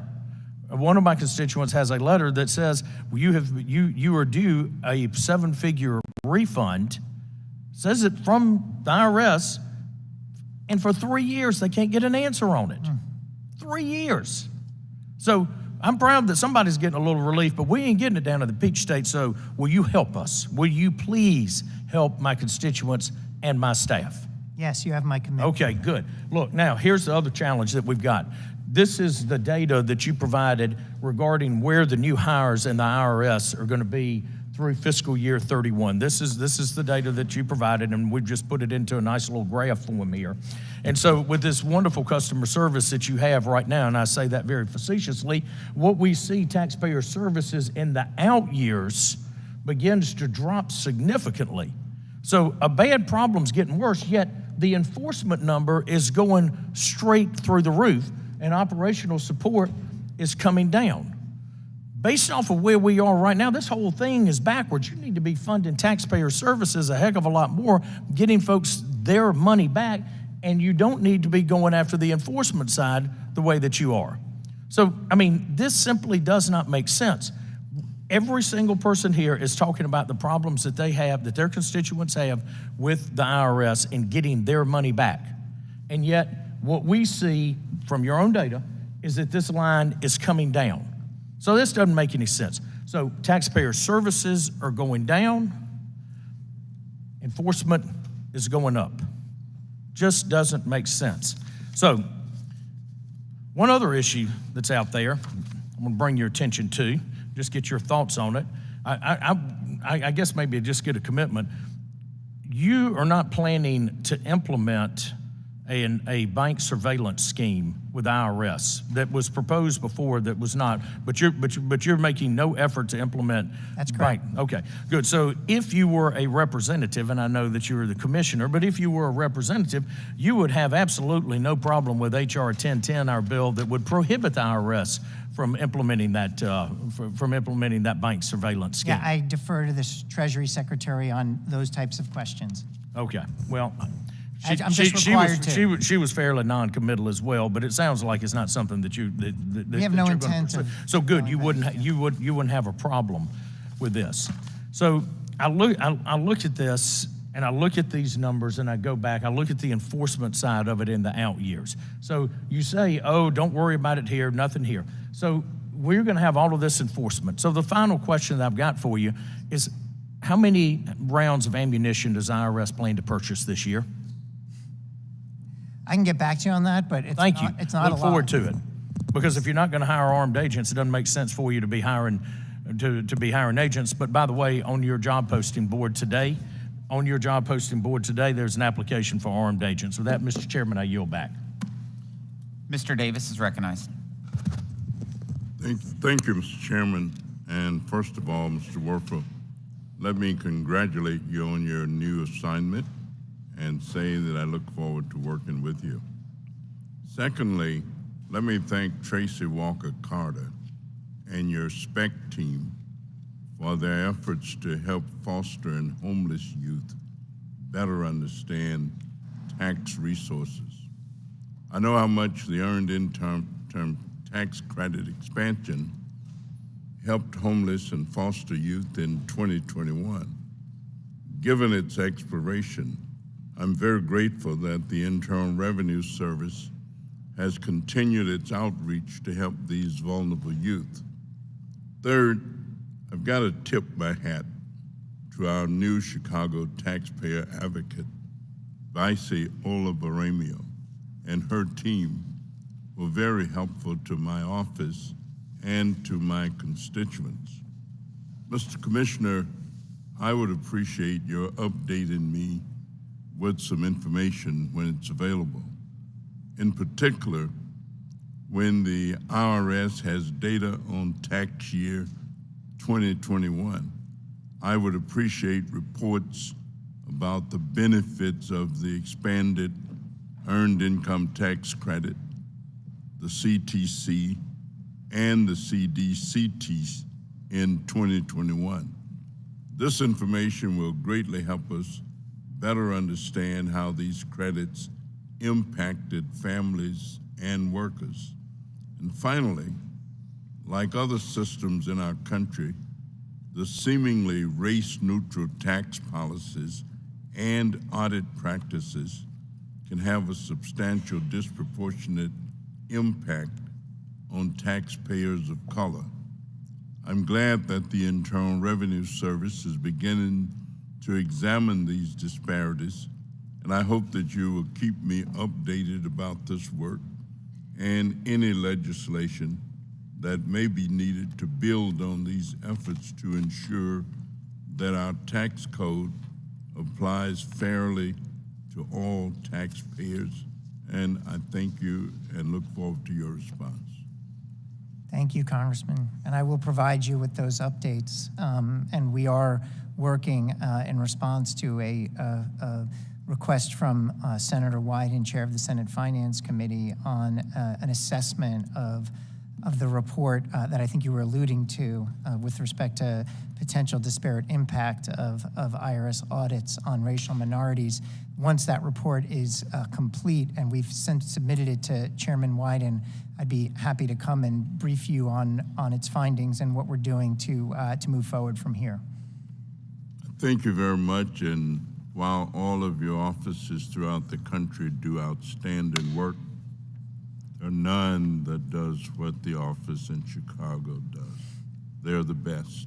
Thank you very much. Noted. And I yield back. Gentleman from Kansas is recognized.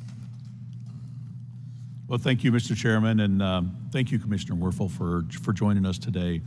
You know, as a new commissioner, I know you have your work cut out for you as far as things going on, and you know, I look forward to working together to help clarify the agency's priorities and deliver a better experience for taxpayers. And at the end of the day, helping them retain as much of their income as possible after they worked for it, and paying the taxes is a task that we want to do as part of our country and the process we have here. We're all aware tax day was last week, and I know that it's fresh on the Kansas minds about how much money has gone into the federal government in Washington, D.C. via their taxes, and they want to know and have a right to know that their hard-earned dollars are going and where they're going and what's being used for. And that's true across the federal agencies, any agency that exists in the federal government.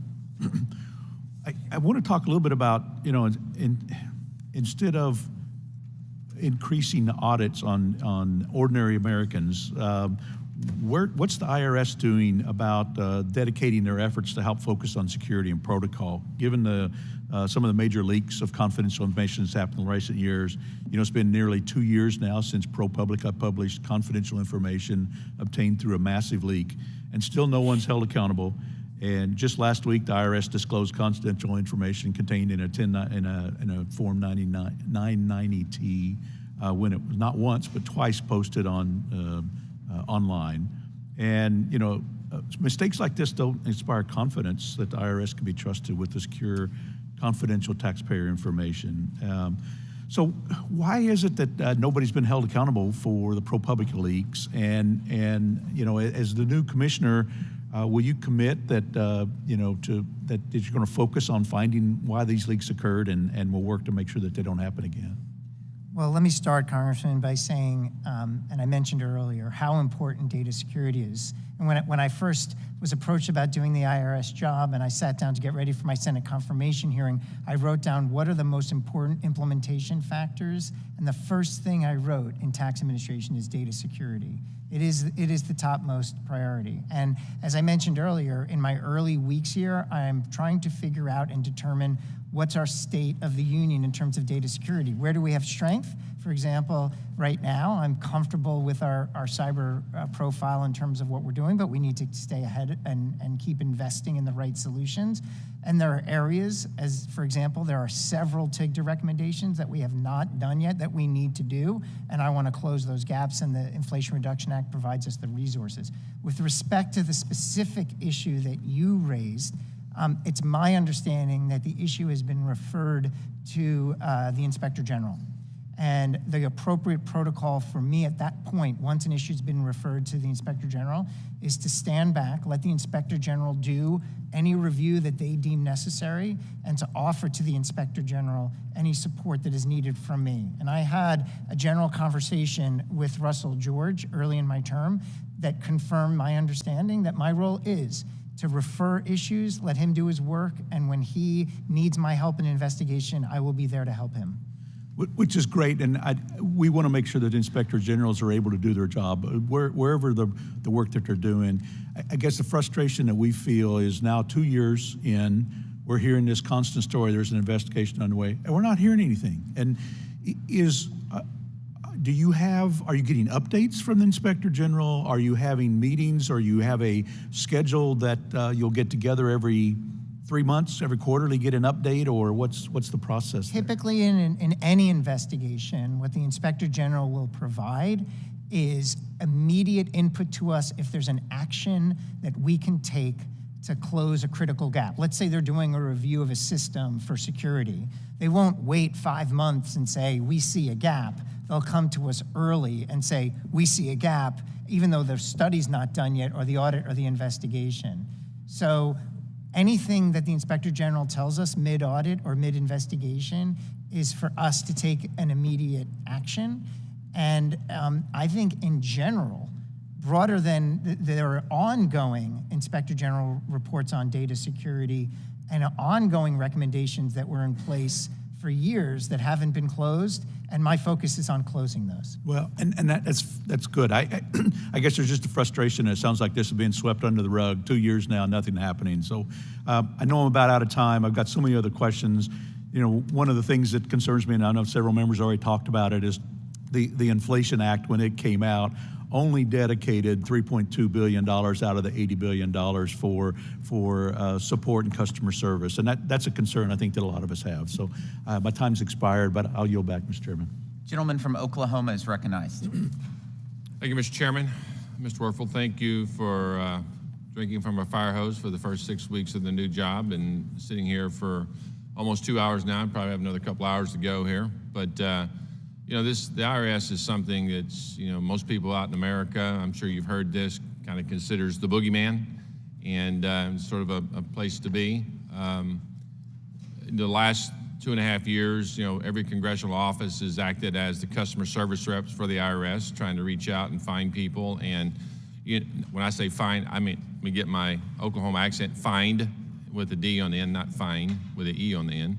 And you know, a lot of when you talk to preparers, a lot of that is due to the fact that, you know, you couldn't get answers to, you know, certain things on the returns, and then people would make adjustments, and they'd find out after a period of time that there were penalties, and so we're trying to get penalties abated and things of that nature. So, you know, I'd hope as you work through this, there's some consideration as that as well. I want to ask you a couple questions here in the time I have remaining.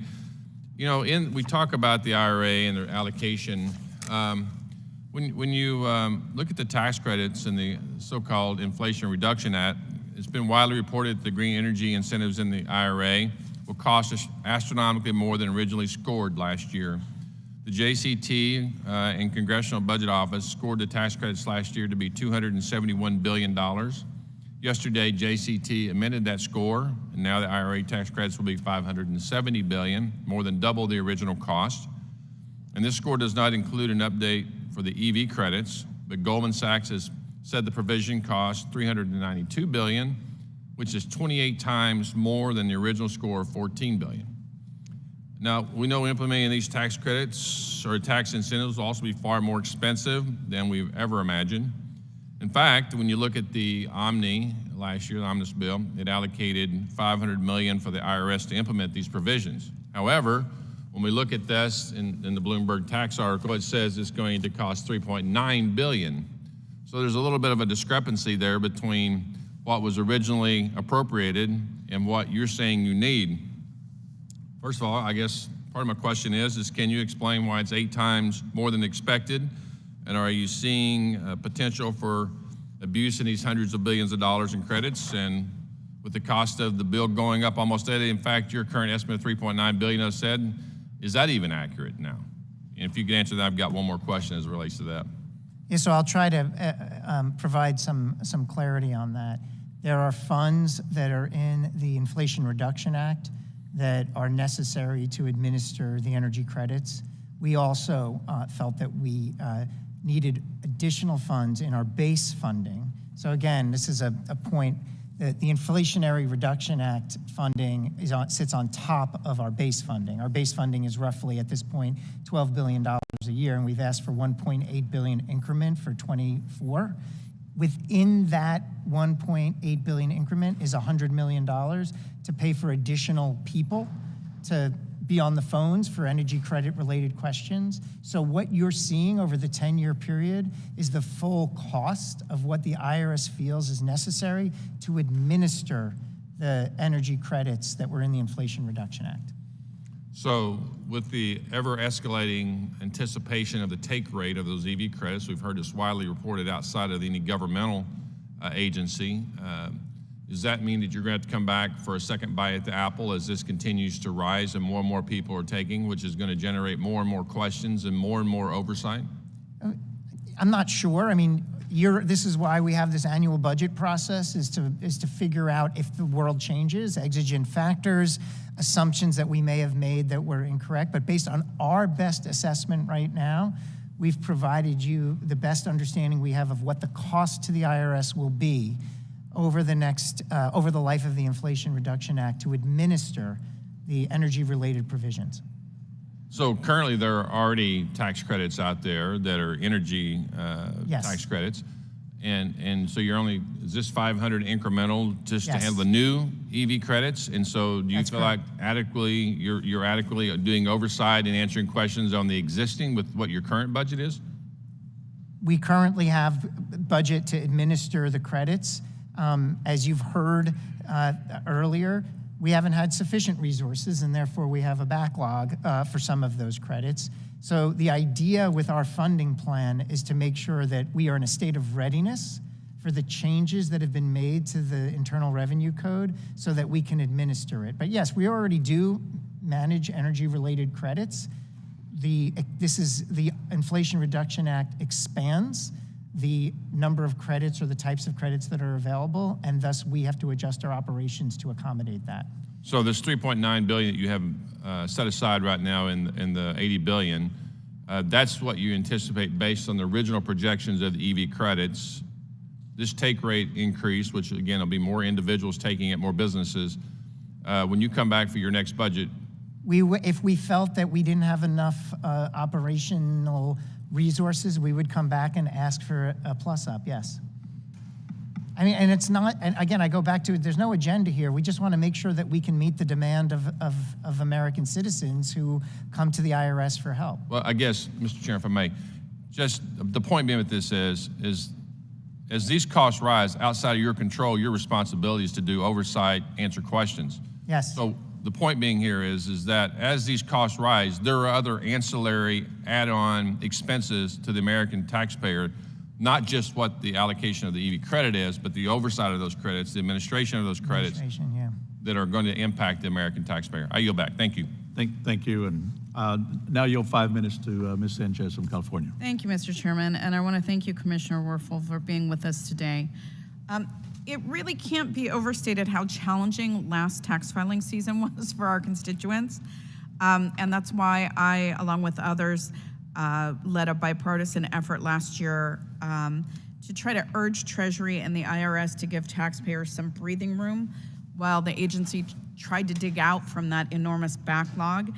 And it wasn't the IRS's fault that there was a global pandemic, and it wasn't the IRS's fault that after years of being demonized and attacked and underfunded, the agency just didn't have the capacity to keep up with all of the extra strain and complexity. So I do want to take a moment here to appreciate how far we've come since then. We still have work to do, but it's, from dramatically improved individual and business backlogs to just being able to talk with a live IRS employee, we are in a much, much better place. And I want to thank you and the employees of the IRS who've been working nonstop to get us to this point.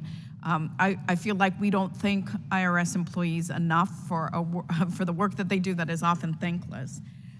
Commissioner Werfel, my colleagues on the other side of the aisle are sort of constantly repeating the false claim that the IRS is planning to send hordes of agents after working families using the funding that we passed under the Inflation Reduction Act.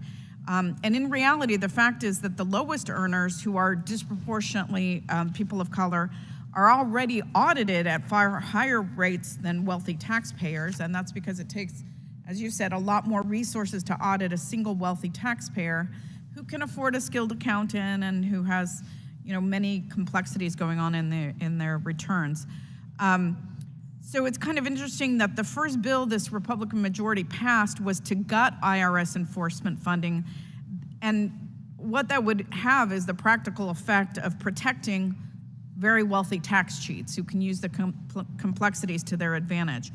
I wonder if you could expand on the differences in time and resources that it takes to audit a millionaire compared with filers who are at the lowest income levels.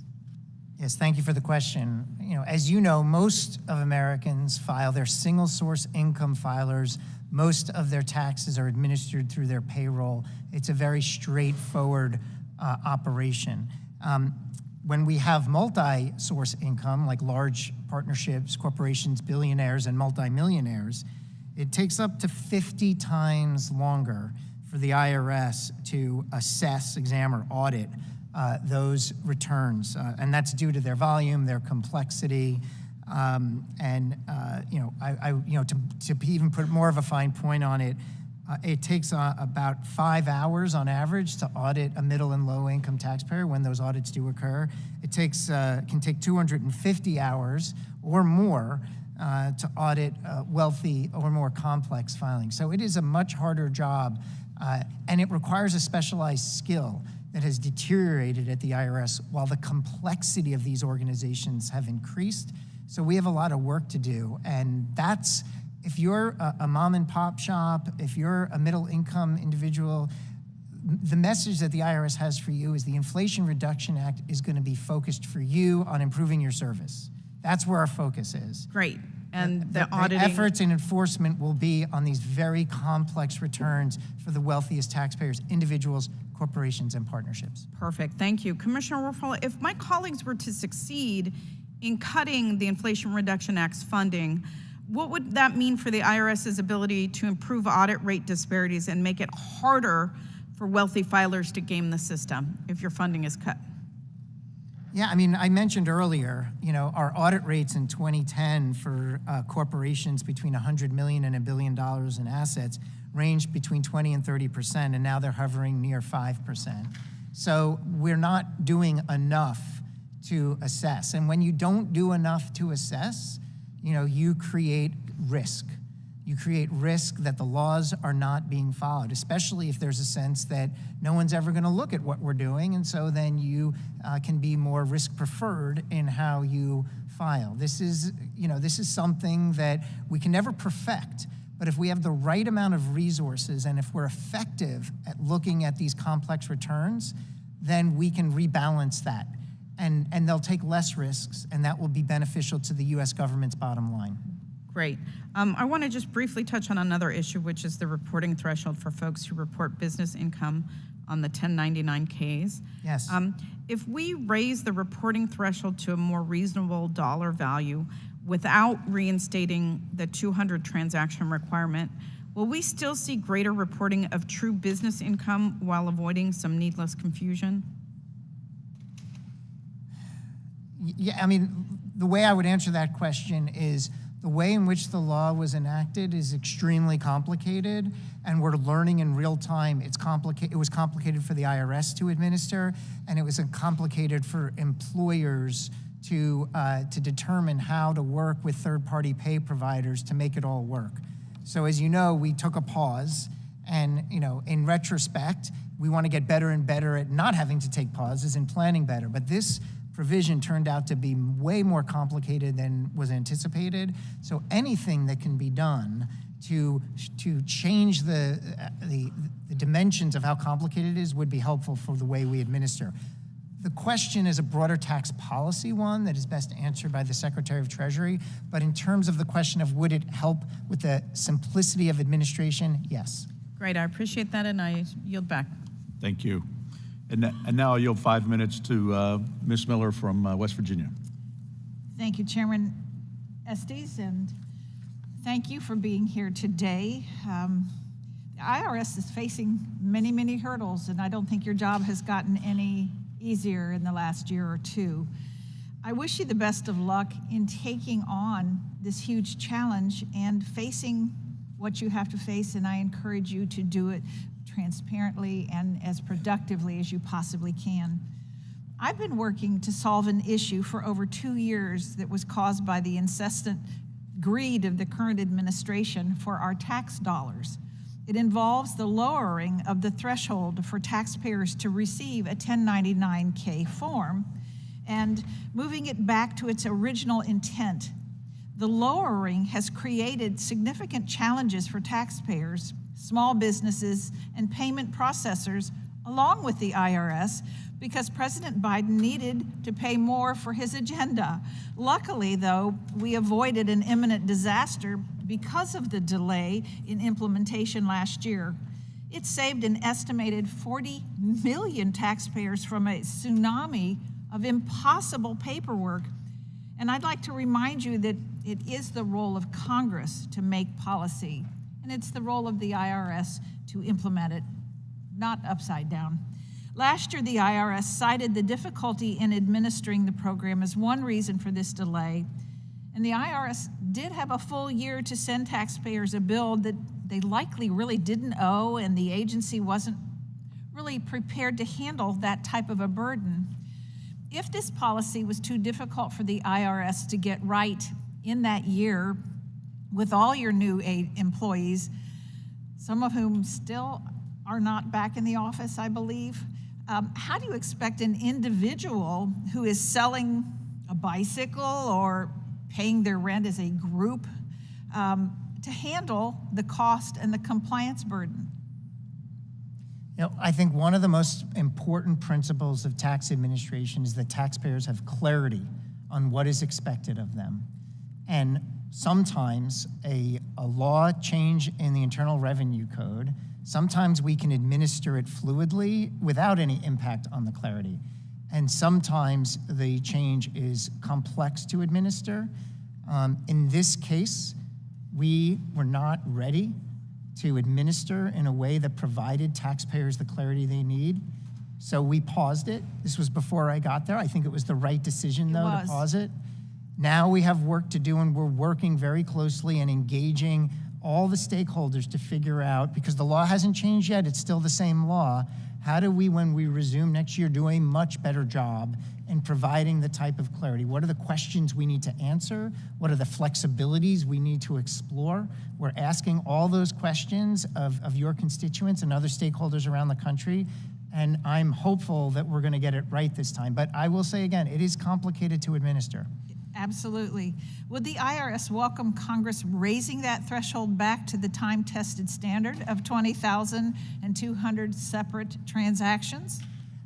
Again, as I said earlier, I cannot opine on the wisdom or the preference of a particular policy outcome, but I will share that a change in the threshold would be easier to administer. And so at my seat at the table, I'd say the IRS would have an easier time administering it.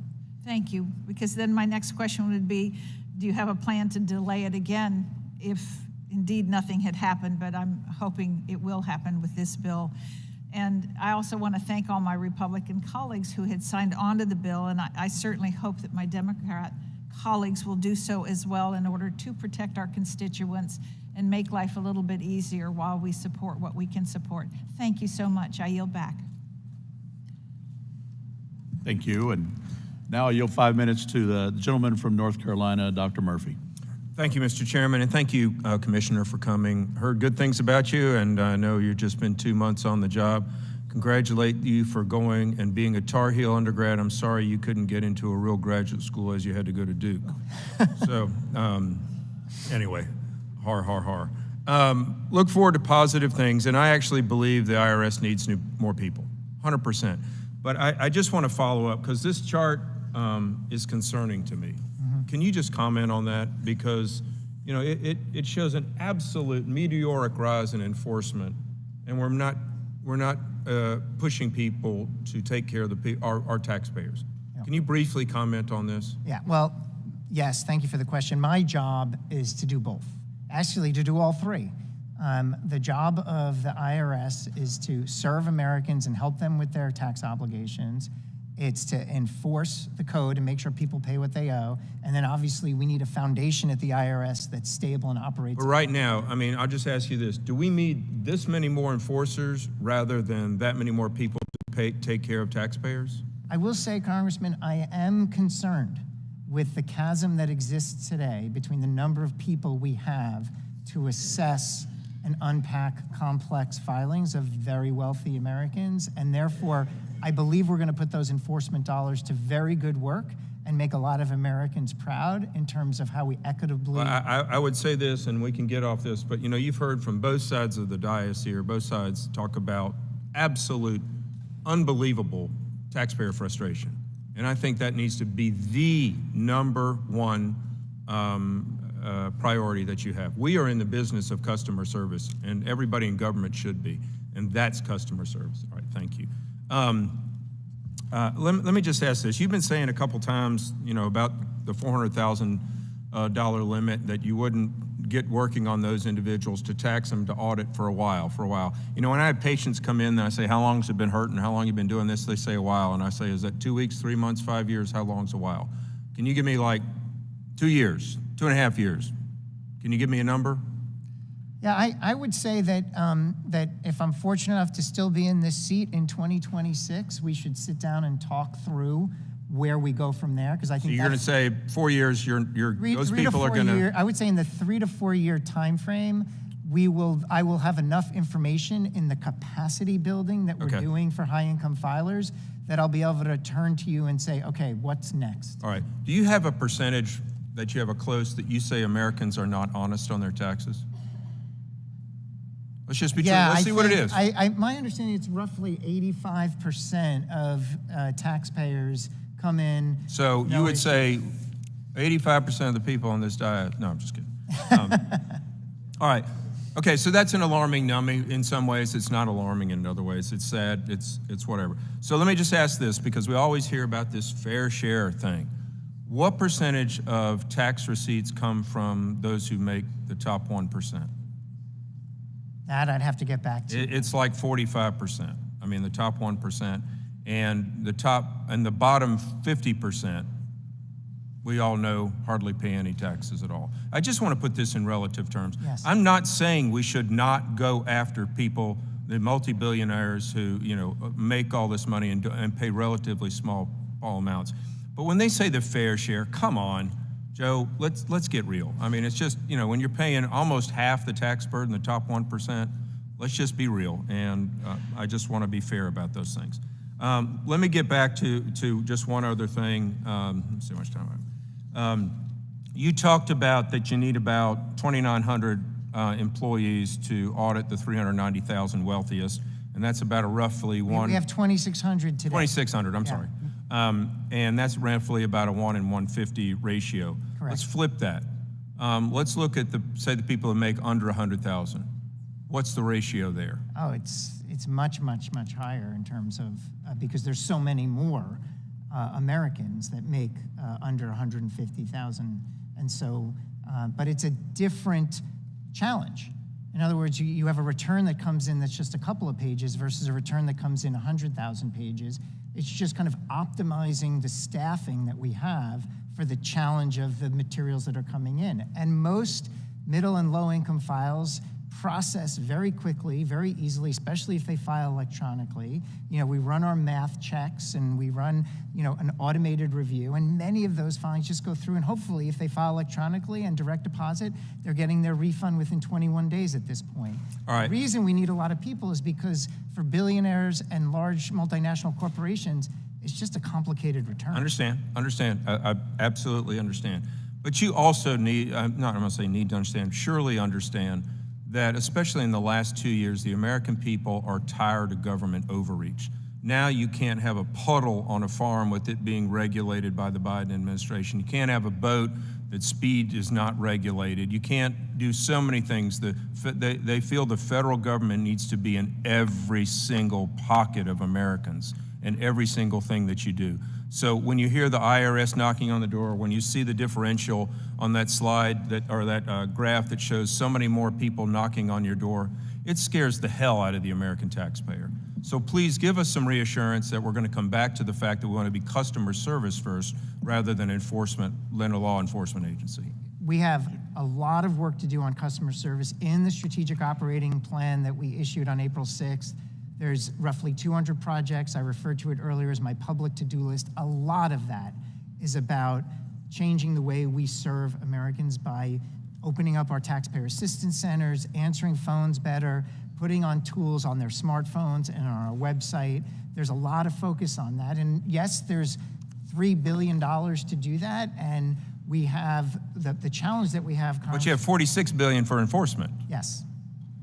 Okay, so I'm sorry, I've probably gone all my time here, but boy, it doesn't pass the smell test. Thank you. You got a hard job, but I would say if businesses ran their business like the federal government runs its business, we'd be bankrupt. Oh, by the way, we are bankrupt. So thank you. Gentleman's time's expired. Thank you.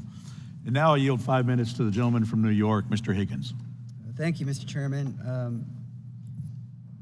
The Brookings Institute came out with a report that said over the past 10 years, $7 trillion of taxes that were owed were not paid. Is that an accurate figure? If I'm doing the math right, our tax gap assessment is roughly $500 billion a year. So if you multiply it by, you get into the trillions once you start multiplying that over a 5, 10, 15-year time frame. So if nothing changes over the next 10 years, how much money will be lost in revenue of taxes that are owed but not paid? If nothing changes, about $5 trillion. Okay. So that's $12 trillion over the past 20 years. There's a lot of talk here about concerns about a debt. The national debt, which is $31.6 trillion, well, there's 12 of it, right? And, you talk about one of your main objectives is to enforce the tax code. But obviously it isn't being enforced fairly to include everybody. Now, a teacher will pay about 22% in federal taxes. 50 American corporations that are recording record profits pay nothing, and many of them get a return. The 1960s Harvard economist Peter Drucker said the whole point of creating an economy is to create a middle class because they fight our wars. They teach our kids, they build our roads and bridges, and they pay our taxes. Your predecessor, one of your predecessors that may have been once removed, came to a Senate hearing 2 years ago and put the number of taxes that are owed but not paid at $1 trillion.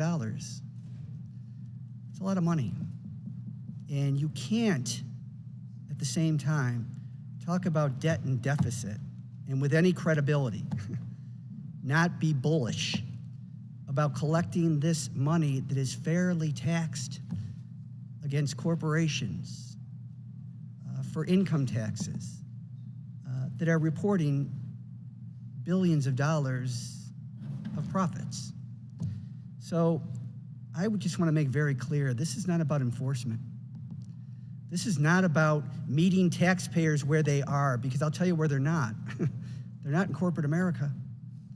And if you look at the list of these corporations, Amazon, first of all, in 2017, we lowered the corporate tax rate from 35% to 21%, right? Well, Amazon, the next year, paid 6% in corporate income taxes. ExxonMobil paid a little less than 3%. AT&T got a rebate of $1.2 billion. Ford paid 1%. Charter Communications got a rebate of $1.2 million. An American teacher pays 22%. 22% in federal income taxes. So the problem here, it's not really customer service. It's about the fair, not aggressive, but the fair enforcement of the U.S. tax code, which this committee is primarily responsible for. So I know I threw a lot out there, but the Institution on Taxation and Economic Policy says that at least 55 of the largest corporations in America, largest 55 corporations in America paid 0 federal income taxes. Teachers paid 22%.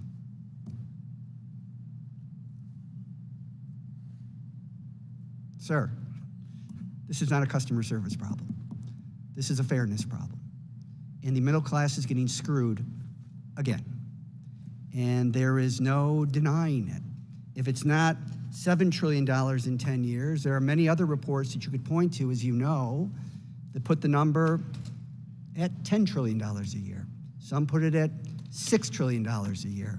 But these are trillions of dollars that contribute to the federal debt that this body has been preoccupied, obsessed with over the past 48 hours. So I yield back. Gentleman from Tennessee is recognized. Thank you, Mr. Chairman. Thank you, Commissioner, for appearing today. I asked this, and I realize you're less than 2 months into the job, but I want to follow up, if I can, about the ProPublica leaks. Based on what you know now, do you think that the controls and the protocol are in place today to prevent another type of ProPublica leak? It's a very good question. I said earlier a couple things. I said data security is a top priority, and it is. I said I'm in the process of assessing where our strengths and gaps are, and I am. There are gaps. And I want those gaps to be closed. And I've asked the team to put together an action plan, and I'm really leaning on TIGTA because the Taxpayer Inspector General basically gives us the roadmap. They have recommendations. As long as those recommendations are open, I think we have a higher risk than we should have. And so the way I'd answer that question is we have risks to mitigate, and I am prioritizing mitigating them. You can appreciate why those types of leaks are a concern not only to wealthy Americans, but to all Americans. Yes. Okay, fair enough. We sent a letter, Congressman Ferguson, who questioned you earlier, and myself, to your predecessor and to Secretary Yellen on October the 6th regarding the employee retention tax credit. Yes. So I appreciate the letter was not sent to you, it was sent to your predecessor. It regards the number of backlogged Form 941 claims. I think at that time when we sent the letter, there were a little over 200,000 unprocessed forms. The number today is substantially higher. Again, I understand we sent the letter to your predecessor and not to you. My question is, first of all, based on what you know, can you address the backlogs and the status of the backlogs? I can. Look, without, it's absolutely important that speed in processing is done. I think taxpayers expect and demand that when they file for a credit, that it's going to take a reasonable time, not an unreasonable time, for the IRS to process it. The employee retention credit has two particular challenges, probably more, but I'll highlight two of them. One is that it turns out to be an extremely difficult credit to process because it impacts multiple tax years. So the individual at the IRS that has to process it has to make sure they get the information right in each of the right tax years. That takes time, it takes expertise, and in order for the credit to register, we have to get it right. The second is it's a problem with the number of fraudulent credits we're getting in. So we're having to set aside credits that just don't seem to add up, and it's clogging the system a bit. These are not excuses, these are just realities. I have still made it an absolute commitment to drive that backlog down. Earlier in the hearing I mentioned, during the filing season, we were processing about 20,000 a week. Now that filing season is over and we can reset staff a bit, I've asked the team to up that to double that rate. And I'm happy to come back and report to you periodically on whether that direction that I've given and whether the impact is bearing fruit. I expect it will. I appreciate that. If I could ask you again, it was sent to your predecessor. The letter's dated October 6, 2022. Mm-hmm. If you could respond to the letter laid out in the letter. I will. Lastly, lots been asked about the new employees and the enforcement agents, enforcement staff, however you want to characterize it. Let me just ask you, whether they're armed, unarmed, whatever, who are you looking for? I mean, what are their, on the enforcement staff, the enforcement agents, what are their qualifications? What's their background? Who are they? Question. So under the Inflation Reduction Act, our focus is to rebuild our capacity to unpack complex filings. To do that, we need people that understand how these filings are put together. So we need expert accountants, we need expert economists, we need data scientists that can help us analyze trends in economic behavior so that we can understand where there might be risks of balances owed that haven't been paid. So we're looking for a pretty sophisticated group of employees that can help us unpack sophisticated returns. And that's the focal point. And look, there are labor market realities that are challenging. We have to improve our overall human capital operations. People have said this is a hard job, and it is, but I have confidence that we're gonna get this done. There's a shortage of accountants. We have a shortage of a lot, but that doesn't mean we're not putting a full court press in play to make sure that we get the right staff at the IRS. Recent report said that more than 300,000 accountants and auditors quit their jobs in the last 2 years. Yeah. Thank you. I yield back my time. Thank you, Commissioner. Mr. Arrington is recognized. Commissioner, good afternoon. Thank you for your time. So I serve with some of my colleagues here on the Budget Committee, and trying to do the math here on the numbers and then connect the sources to uses. $12 billion, I think, before IRA annual budget, and then you've got the $80 billion from IRA, that's $8 billion a year, so you've 75–80% increase, and then in the president's budget this year, there's another 15% increase. So correct. And then the first $8 billion a year coming out of the IRA was for compliance and enforcement. The analysis on 2010 audit rates and the historic data from the IRS suggests that the audits would result, or the additional audits with the additional monies would result with 1 million more audits per year, and that of those 1 million additional audits, 600,000 would be people, individuals, families making $75,000 or less a year. So that'd be certainly over half, maybe as high as 2/3 of your audits, 1 million more on people making $75,000 or less. That's using IRS historical data. Is that consistent with your analysis of your own That's not consistent information? with our plans. I want to unpack your math a little bit, or the math that's been presented, and I appreciate the question because I think it's important to clarify for middle, low income, and small business what the plan is. But the plan, as I've mentioned, is to focus our enforcement efforts on complex returns of high wealth filers.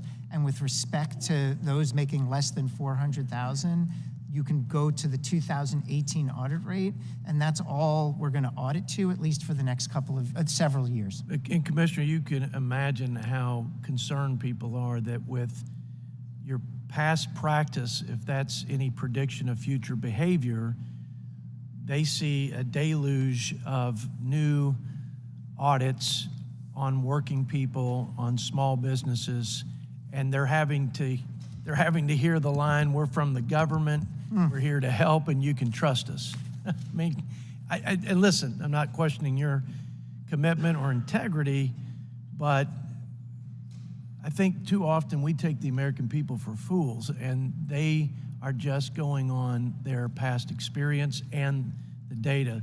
So I, certainly hope that the commitment's genuine and that the fulfillment of that commitment is consistent with what you're saying, because I find that unacceptable.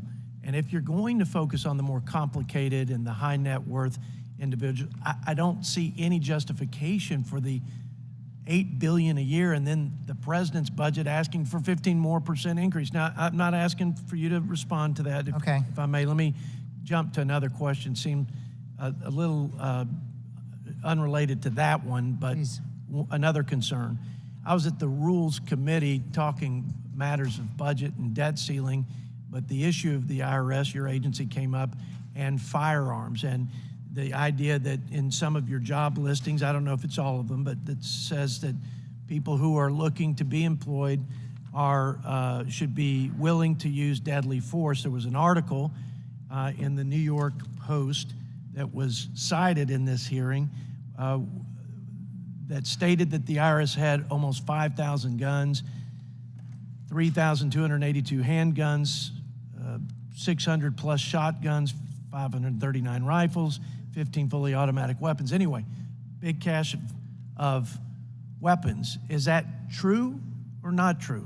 With no sort of commentary on or a value judgment, is it true? I'm not going to make a value judgment. I'm just going to make sure that I point out that our criminal investigation division is where we work to reduce and engage in tax fraud and acute areas of tax evasion where, in order to enforce, we're putting federal employees' life in danger, and therefore there's a need to arm.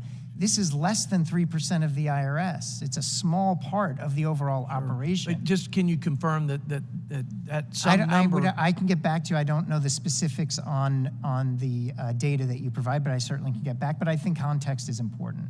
Well, I know my time has expired, and I regret that I didn't get to talk about the customer service challenges that you face. We can talk about that offline, but I've got real concerns like my colleagues do on that front. Thank you, and I yield back. Thank you. Mr. Commissioner, could you make sure that at some point you get us the total number of employees that are armed at the IRS? You said less than 3%, but... Less than 3%. I can do that. I would love to get the total Mr. Chairman, number I will of do that. employees. Thank you.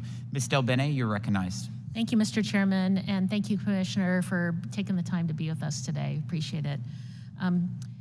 Along with my colleagues, Mr. Pascal and Ms. Chu, I've led an appropriations letter requesting increased funding for the IRS. After years of neglect through decreased appropriations, the IRS has reduced workforce and staff to levels not seen since the 1970s. So the reduction in workforce has had a direct impact on taxpayer services, as folks have talked about. And with the funding provided by the Inflation Reduction Act, the IRS can be brought into the 21st century and provide taxpayers with the customer service and transparency they deserve. I'm disheartened that funding for the very agency that's responsible for generating 96% of the funds that support the federal government's operations, including infrastructure and education, has become such a partisan issue. So, Commissioner, I wondered if you could speak to why annual discretionary funding for the IRS is still necessary and how the Inflation Reduction Act funding will supplement it. I really appreciate the question. We've been saying I have a hard job to do, and one of the hardest jobs is to explain the funding that we need and why it's so important. And our base budget, which is currently at roughly $12 billion, that pays for ongoing operations, answering the phones, processing the returns that are coming in. And as you mentioned, what happened over the last 10 or 15 years is our population grew, filing went up, the economy grew, filings got more complicated, and our staff went down to about 1970s level. And so we really couldn't keep pace. So we have to build back to where we can meet that demand. I gave the analogy earlier of people waiting on the train platform, and if you don't fund our base budget, they wait longer and the platform gets more and more crowded. And what we're trying to put in our budget is here's what it takes to make sure that people aren't waiting too long on the platform and then it doesn't get too crowded. That's what it takes just to run the train schedules. But we need to modernize because right now, the system that we have is outdated. And when taxpayers go to their favorite airline or their favorite local bank, they engage and see a suite of tools on the call center, on the website, on their smartphones that they don't get from the IRS. And why? Because in the funding cuts that we've had over the past 10 or 15 years, we haven't had the ability to modernize. We've just kind of kept everything together, and we know that during COVID, we were no longer to keep it together as well as we could, and the bottom dropped out, and we went to historic low levels of service and historic long wait times. One concern I want to make sure is clear, and especially since it's been raised how important our taxpayer service investments are. Because our base budget has not been increased, In order to keep those trains going this year, we had to use Inflation Reduction Act service money to pay just for base operations. So essentially, we raided modernization dollars so that we could answer the phones. And by doing that, we now have less resources to modernize the phone system. It's the difference of, can the IRS answer the phone? Yes. Can the IRS modernize the phone system to improve the callback option, to increase automated options? No, not if we raid to pay for base. And that's why it's important that Congress fund both our base and our modernization, because it's the American people that end up suffering. They're the ones waiting on that train platform for the next train to come that's taking too long and it's getting really crowded. And what we're doing in our budget is explaining what we need to do to keep those trains running and what we need to do to give them an experience commensurate with what they get around the block when they go to their local bank. And it will just get harder the longer we wait to Yes, because it's getting more complicated. When I say 390,000 wealthy filers, that number's from 2019. It's probably a lot higher than that now. We're just catching up with the data. I also wonder if you could speak to how the enforcement funding in the Inflation Reduction Act would improve taxpayer compliance and would close the tax gap, and what the revenue impacts of that might be. Yeah, I mean, I mentioned earlier, when you think about the train platform, you think about service, but there's also an enforcement component there as well. And our audit rates of our most wealthy filers, and I know there's been a lot of discussion about the 400,000 level. I thought it might be helpful to explain to the American people, let's lift that up. Let's lift it up to individuals that make 10 million or more, partnerships and S-corps that have 10 million or more assets, corporations that have 250 million or more assets. So this is the wealthiest of the US filers, right? That is where we have 2,600 staff today with the right skill set and the right responsibilities to assess those 390,000 filers. And I know it sounds weird for the IRS to say it, but we're overmatched in that moment because we don't have enough people with the right skill sets to assess these filers.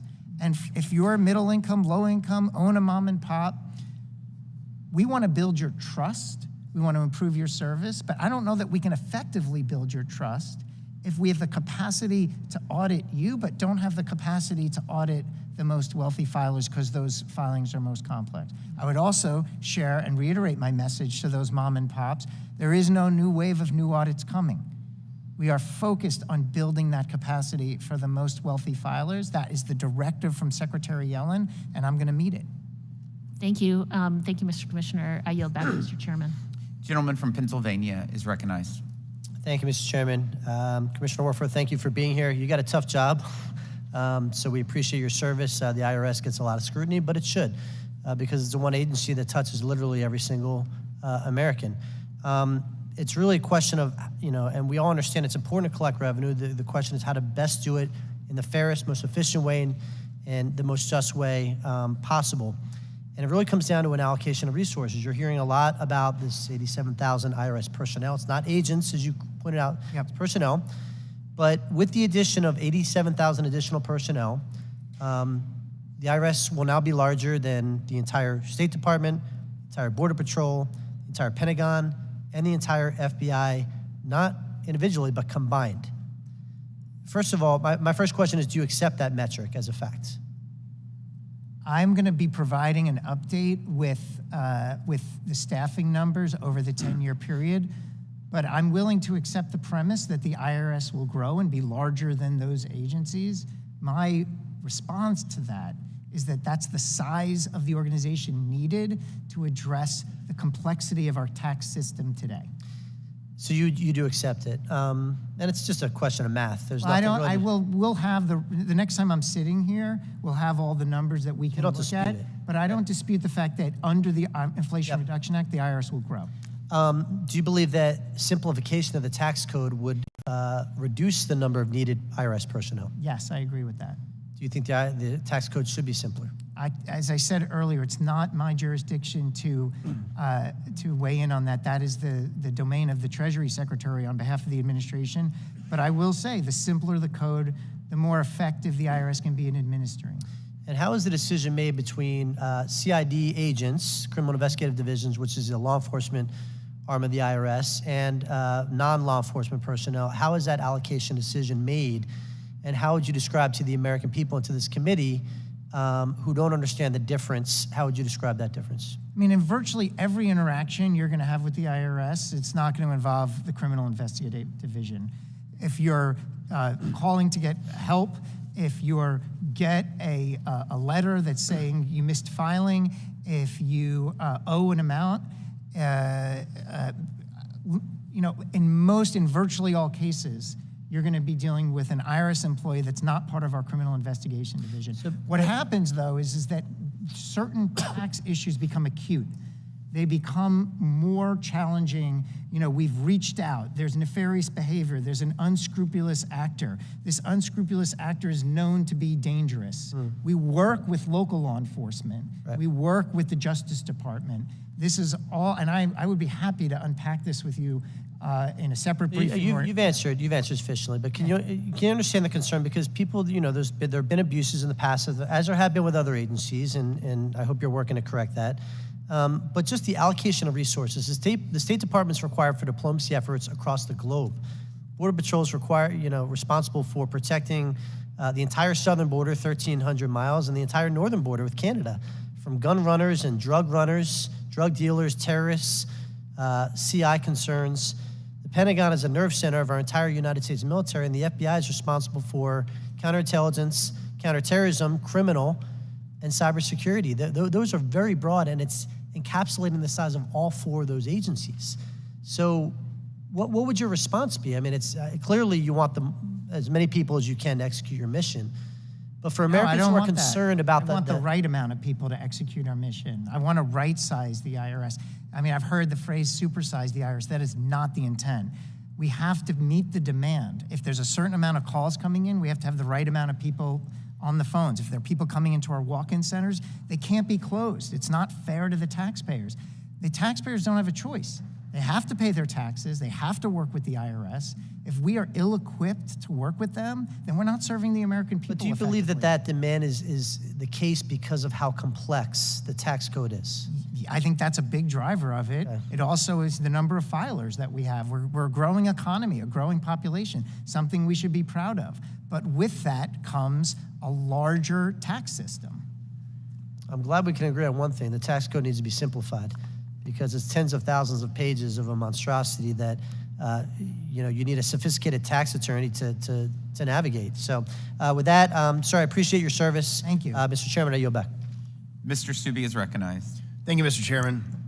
On March 9th, 2023, the IRS sent agents to the home of Twitter Files journalist Matt Taibbi during his testimony in front of the House Select Committee on Weaponization of the Federal Government. IRS agents don't generally just show up at taxpayer homes, making the situation even more bizarre. The agents left a note telling Mr. Taibbi to call them. If this was an issue that could be handled with a phone call, there would seem to be no reason to send the agents in person. The presumption has to be that this was an attempt to intimidate a witness unless it can be proven otherwise. I mean, this is the type of tactics you see in Soviet or communist China. Are you willing to state that there is an appearance of impropriety when an executive branch agent shows up at the home of a witness testifying before Congress, literally at the time while he's testifying before a committee? Congressman, Section 6103 prohibits me from responding to specific questions to an incident involving a taxpayer. Okay, well, did you approve of the visit to Mr. Taibbi's home? Again, same Who would approve that? What would be the approval process? Again, I would be breaking the law if I asked a question specific to a specific incident of a taxpayer. Okay, well, let me ask you this way. Is there any incidences with any taxpayer that you would have to approve the involvement of? Either an agent going to their house or approval of an investigation? As a general rule, the IRS commissioner is not involved. So who would be, as a general rule? As a general rule, we have IRS personnel that work to ensure that individuals are complying with the tax code. So for example, if they don't file, we will send a letter. If they owe a debt, we will reach out with a letter. I think it's important to understand in a very broad sense, without commenting on any specific taxpayer. The IRS reaches out in multiple ways to educate taxpayers while ensuring it fairly enforces our tax Well, laws. obviously, there's got to be some type of approval process for investigations, right? So, like, whether it's Mr. Taibbi or whoever, what is that process within the IRS? And are there instances, depending on the profile of the taxpayer, that you would be involved? And if you would not be involved, who is the approval process for opening an investigation, going to an individual's home? How does that work? Okay, again, making sure that I'm careful. I'm not to speaking comment. completely generally here. Yeah. Well, I think I would like the opportunity to get back to you on the specifics. So you of can't, that as you process. sit here right now, tell me how the approval process works for opening an investigation on a taxpayer, going to their home, an agent showing up at their home, any of that. You can't give me any specifics on that. I will offer, as a general matter, one important clarifying point to your questions, which is any home visit that occurs is typically after the taxpayer has been contacted through a letter or some less invasive method, and we were not able to contact the taxpayer in that way. As a very general matter, I can share that with you. But in terms of your question of the complete process of an investigation being opened at the IRS to closure, I'm not prepared to provide you an answer with full fidelity because I'm still learning the process, and I will get back to you. Okay, so you said generally that if somebody's showing up to somebody's house, it's obviously been elevated. So would that be a criminal investigation? I did not say it was elevated. I said that we would. You said you would have opened an investigation, right? No, I did not say that. I said that we would typically try to reach a taxpayer through a letter before we would do any kind of additional outreach. And if we failed to hear back from that taxpayer, then going to someone's home is a possibility. So would that be a criminal investigator within the department that would go there, or a non-criminal investigator? As a general matter, it would often be a non-criminal investigator. The House Oversight Committee has discovered numerous LLCs affiliated with Hunter Biden, where it appears he was laundering money through the LLCs and paying for basic living expenses out of the LLCs. Now, I know you can't speak to specific taxpayers, so I'm not going to ask you that question, but if the House Oversight Committee has evidence of a crime that was committed or what appears to be tax fraud or tax evasion, who would they get those documents to within your department? Is that something that we should get directly to you? No, again, the IRS commissioner would not be involved. When there is and again, not specific to any specific taxpayer, but when there is an allegation of any kind, particularly from a whistleblower or anything like that. Or evidence deduced from a oversight committee in Congress? Exactly. So Who would it be within your Inspector department that would handle that investigation? The Inspector General. Within IRS? Yes. What is well, he doesn't. It's the Tax Inspector General it's the Inspector General for Tax Administration, Russell George. And anytime I learn of an allegation, a credible allegation that something isn't right, I immediately refer it to the Inspector General to do the investigation. And as I said, then I stand back, let the Inspector General do their work, and my one ask of the Inspector General is, let me know how I can help, and I wait to hear back from him. So I'm just trying to wrap this around so I fully understand. Yes. So you, as the commissioner, are not involved in making any of those decisions. So regardless of who it is, again, I'm not asking a taxpayer, at no point in time do you get involved in making investigative decisions, Correct. enforcement decisions, Correct. and your testimony here today is that's the IG and only the IG. For when there's an allegation of wrongdoing amongst an IRS employee, or an allegation that requires additional investigation, but I think we might be talking past each other. If there is, I'm not talking about internally. I'm talking about a taxpayer. We need to wrap it up. Okay. I think we should take this offline, but again, I will go back to the important point. The IRS commissioner does not generally engage in decisions about individual taxpayers. If there is an allegation that something is not right with respect to IRS operations, the Inspector General investigates it. If it just involves a taxpayer and they're being investigated for tax evasion, that decision is made not at the commissioner level, but at the bureau level within the IRS. I yield back. My time's expired. Mrs. Chu is recognized. Commissioner Werfel, I want to congratulate you and every IRS employee on what was, by all accounts, a tremendously successful filing season. The IRS hit an 87% level of service, which is 5 times higher than last year, hired 5,000 new customer service representatives, assisted 100,000 more taxpayers in person, and cut the phone call wait time from 28 minutes to just 3 minutes. The reason for this incredible turnaround is clear. Democrats, led by this committee, finally gave the IRS the resources it needed to operate properly. The Inflation Reduction Act reversed over a decade of intentional disinvestment in the agency, and I was proud to play a part in its passage. Contrary to the misinformation we've heard from the other side of the aisle, the IRA is improving taxpayer service and improving tax compliance by the wealthy. It's not targeting low-income taxpayers. And in fact, actually, I've been long concerned about the unfair burden of enforcement that low-income taxpayers shouldered in recent years. It was back in 2022 that I asked numerous times in hearings with our IRS commissioner about the data that showed that low-income filers earning less than $25,000 had been audited as much as 5 times higher than the other filers, and these were the EITC filers. And so, Commissioner, could you describe how the IRA funding has impacted IRS's ability to ensure that both the wealthy taxpayers are obeying the law and that low-income filers are not unfairly targeted? Thank you for the question, Congresswoman. And the critical thing that the Inflation Reduction Act provides the IRS that we haven't had previously is the resources to build capacity to assess complicated returns of high-income filers. You know, I've talked earlier in the hearing about our coverage or our audit rate for organizations that make more or have more than 100 million in assets, and it is historically low today. And that's because, as you described, there's been an era of divestment in IRS resources. The Inflation Reduction Act allows us to essentially stop that reduction and start to build a capacity that existed previously. And we have a lot of catching up to do because the world is very different right now in terms of the complexity of these organizations. Partnerships are more complex than they were 10 years ago. Multinational corporations are more complex. And I believe even the way that billionaires operate their finances change.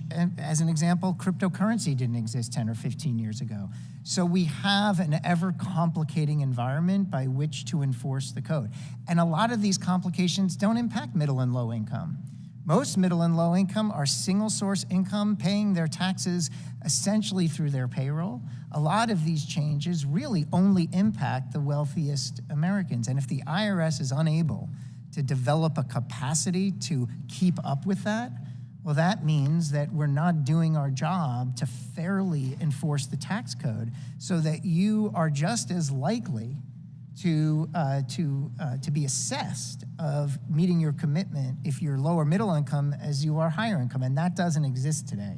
And I think what you're describing is there's an opportunity because of the Inflation Reduction Act to create more fairness in the system that will build trust. And ultimately, I do think that's my bottom line as commissioner, is to build trust with the American people that we're meeting our mission effectively. Thank you so much. Commissioner, as a member representing a district with a high percentage of people that speak other languages, I'm very thankful of the efforts the IRS is making to meet the needs of taxpayers with limited English proficiency. I see that these efforts are mentioned as a goal in the Inflation Reduction Act. But what specifically are you going to be doing to help these taxpayers with that limited English proficiency? There's a section in our strategic operating plan that points to efforts under the Inflation Reduction Act to improve the way we serve underserved populations. Service improvements across diverse taxpayer segments, including those with limited English proficiency. That means digital tools accessible in taxpayers' preferred languages. Again, we have now the investments to do that. We have funds and resources now to expand community partnerships, to engage with taxpayers, to understand how to educate and meet people where they are. Again, this is the type of unlock that the Inflation Reduction Act provides. I said earlier, it's the difference between just being able to answer the phone versus being able to provide a callback option. Well, it's more than just a callback option. It's the difference between just standing back and waiting for the taxpayer to come and being able to serve them in one language versus meeting the taxpayers where they are, understanding what their needs are to comply with the tax code, and meeting them where they are. Thank you. I yield back. Ms. Tinney is recognized. Thank you, Mr. Chairman, and thank you, Ranking Member. And thank you to our witness. And I know you have a tough job. I used to do tax law. I know how difficult it can be and how scary it is actually for consumers, small businesses, and those. And I appreciate your comments today, understanding that as well. I think a lot of what the concern is, and a lot of consumers and taxpayers see the IRS as all powerful, trying to be too intrusive, trying to be too controlling, interfering in our lives, now going online to not only be the tax collector, but the tax preparer. And, the $600 transactions that I might, buy something from my sister and I've got to report that for $600, or whatever. I think people are concerned about that. And they're concerned about our system of justice. And that's why I think you see so many questions surrounding power in this case. And I've always looked at the IRS as very all-powerful. It's, the core principles of our system is you are innocent until proven guilty. It seems the IRS operates on the opposite principle. You're guilty until proven innocent. And I think that's a lot of the presumption that people feel sensitive about it.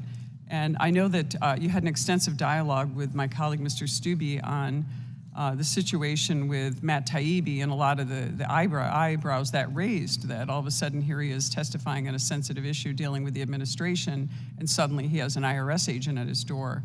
And I understand you can't talk about that, but I know there were a couple of issues surrounding that, and one of those is that Chairman Jim Jordan actually asked you about providing some of the requested documents to Chairman Jordan. Did you in fact provide those documents that were requested by Jim Jordan? I need to check, and I'm not sure I can answer that question in this setting. Well, let me ask you. This is a document request, response, and answer. So you should be able to answer that question.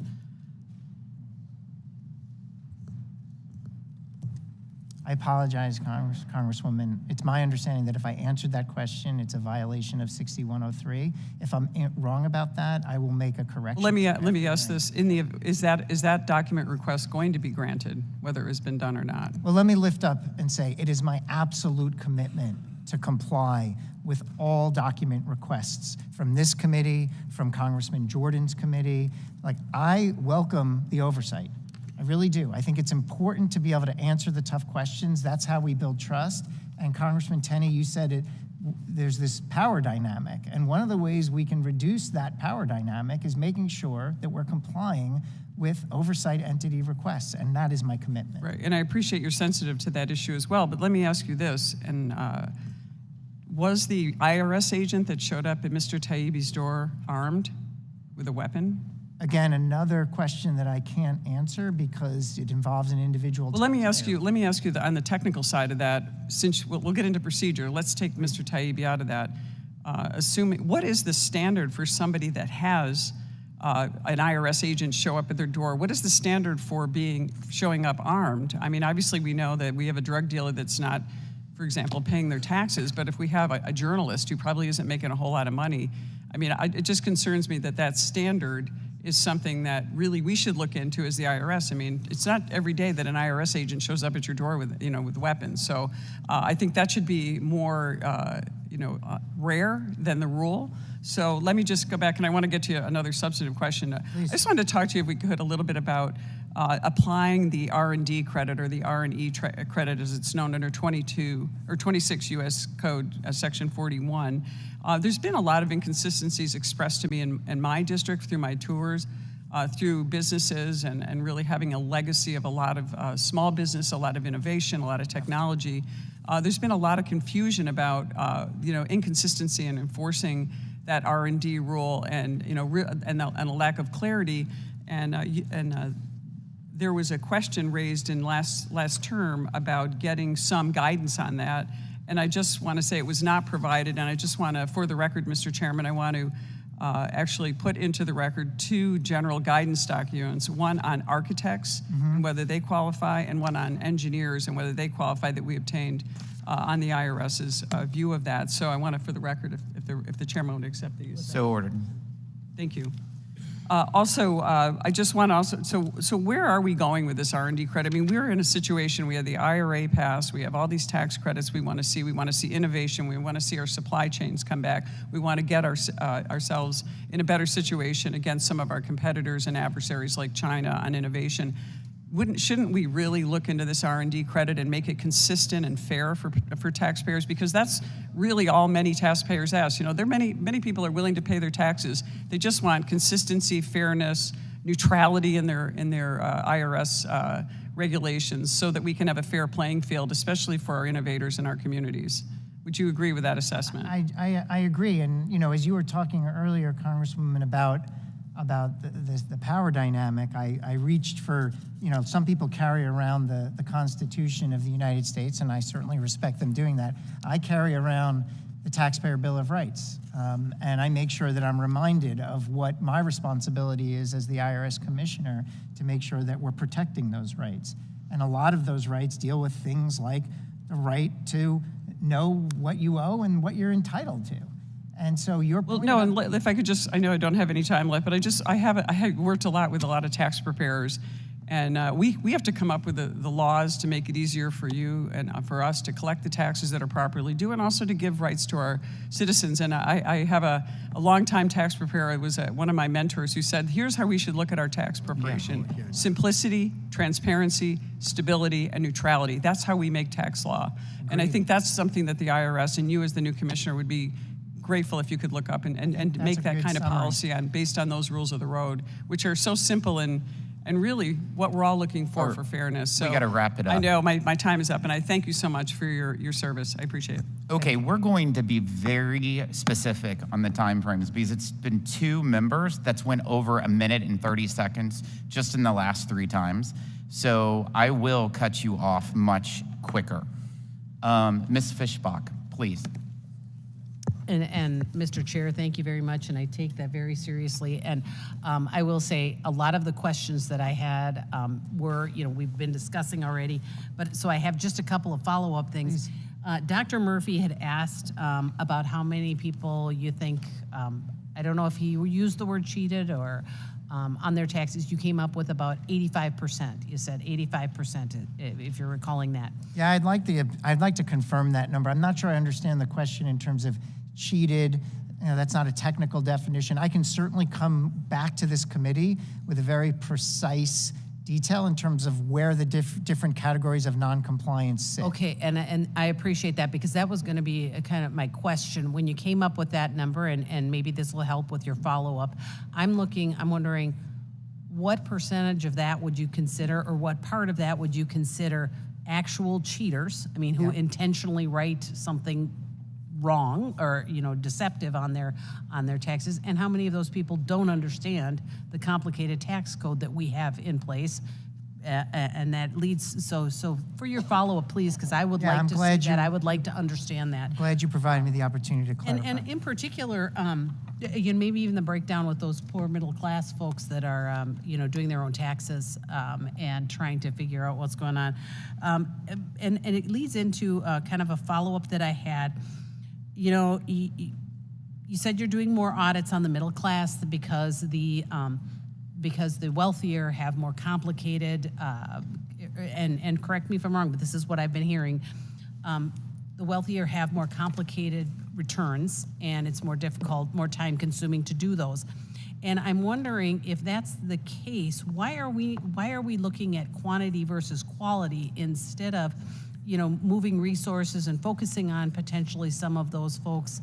But it seems like you're just saying, oh, well, there's more of them, so we do it, instead of actually moving resources and focusing on some of those that potentially have more complicated returns. Well, first of all, I want to make a clarification. The audit rates are going down for middle income as well, and I mean that's one of the issues that I raised earlier. That as example, the latest rate we have, 2018, is a historically low rate, and that's Okay, but, and I am reclaiming my time since the, Yeah, sorry. since the chair just gave me the warning. But, kind of. But the answer to your question is yes. We are moving resources in a way to go after the more complicated returns that are going to have the highest return on investment. That's the goal. Okay, because it really felt like, is there kind of a quantity kind of focus? Because obviously, with one guy, you can do more for the more on the middle class than the more complicated returns. But I guess, and you know what I'm going to do is, given that, since you're going to follow up on the 85%, I got 1 minute and 51 seconds left, and I am going to yield back. Wow. I just made points with the chair. You definitely have some gold stars. Ms. Sewell, you're recognized. I'll try to do the same. Mr. Commissioner, you did in your opening testimony talk about how the added resources that were given in the Inflation Reduction Act did bring up the number of calls that were answered, the number of audits that were resolved. And so, but I also heard you say that more complicated tax returns are challenging for the IRS. And I can tell you that my district in Alabama, in the Black Belt, is one of the largest districts that has that gets the Earned Income Tax Credit audit. These are working Americans who make less than minimum wage sometimes.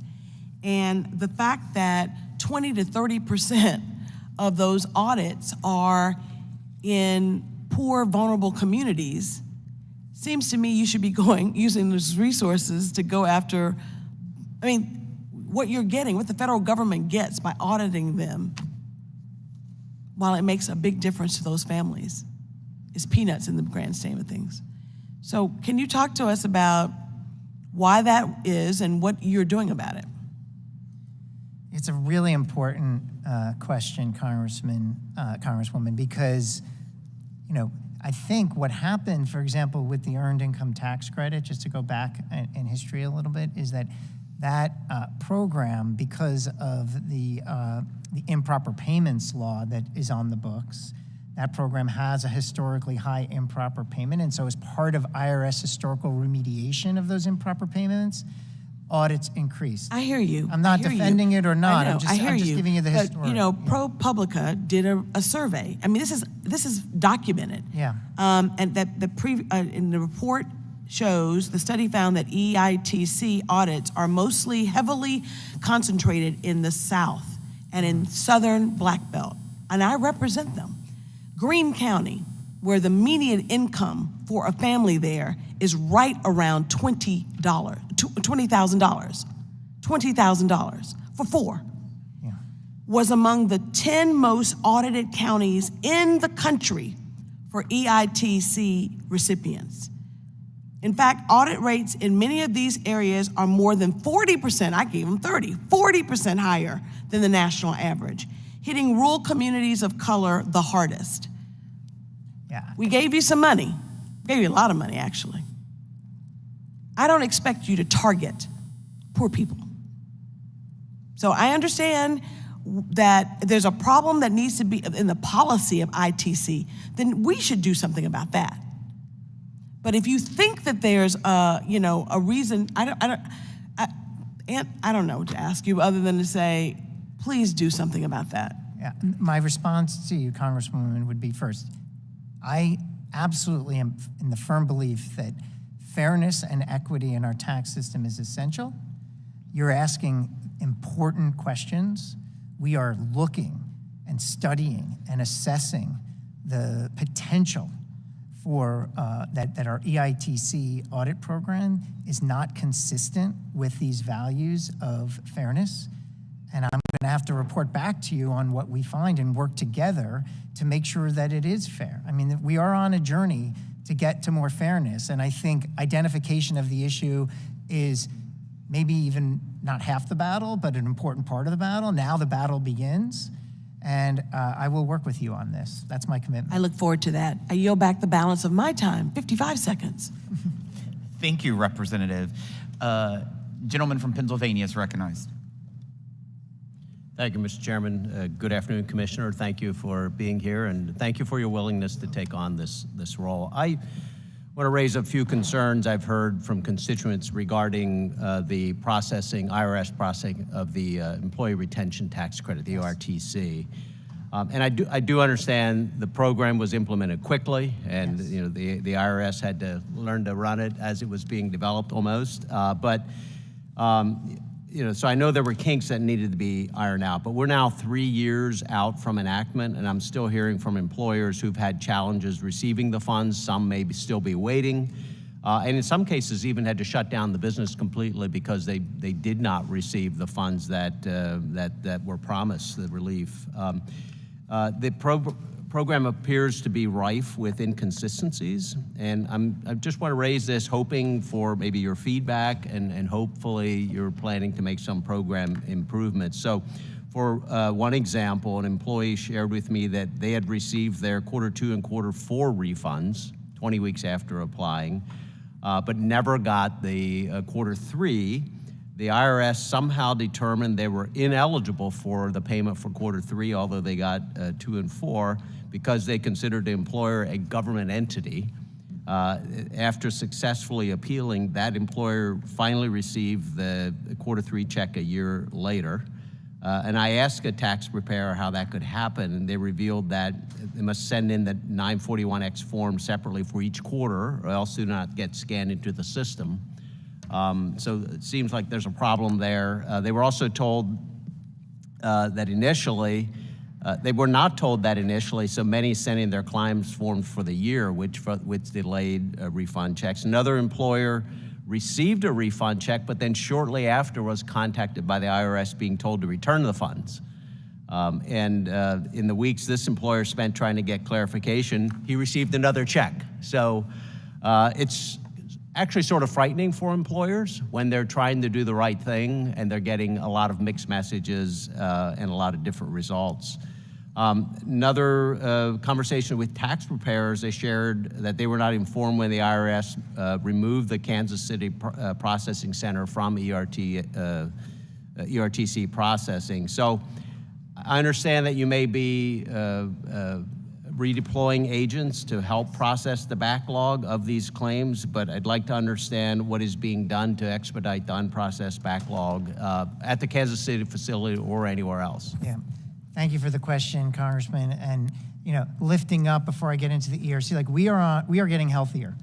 We are in the process of getting healthier. And I think our low point was during COVID, after years of funding decrease and then having to shut down our operations and then retool our operations into a virtual environment. We lost a lot of ground. The paper piled up, including new requirements, such as the employee retention credit, such as economic impact payments. So it was a bit of a perfect. So are all these cases being processed now? And I'm sorry to Yes, cut they you, are. but- They are being processed now, as I mentioned earlier. None being held back?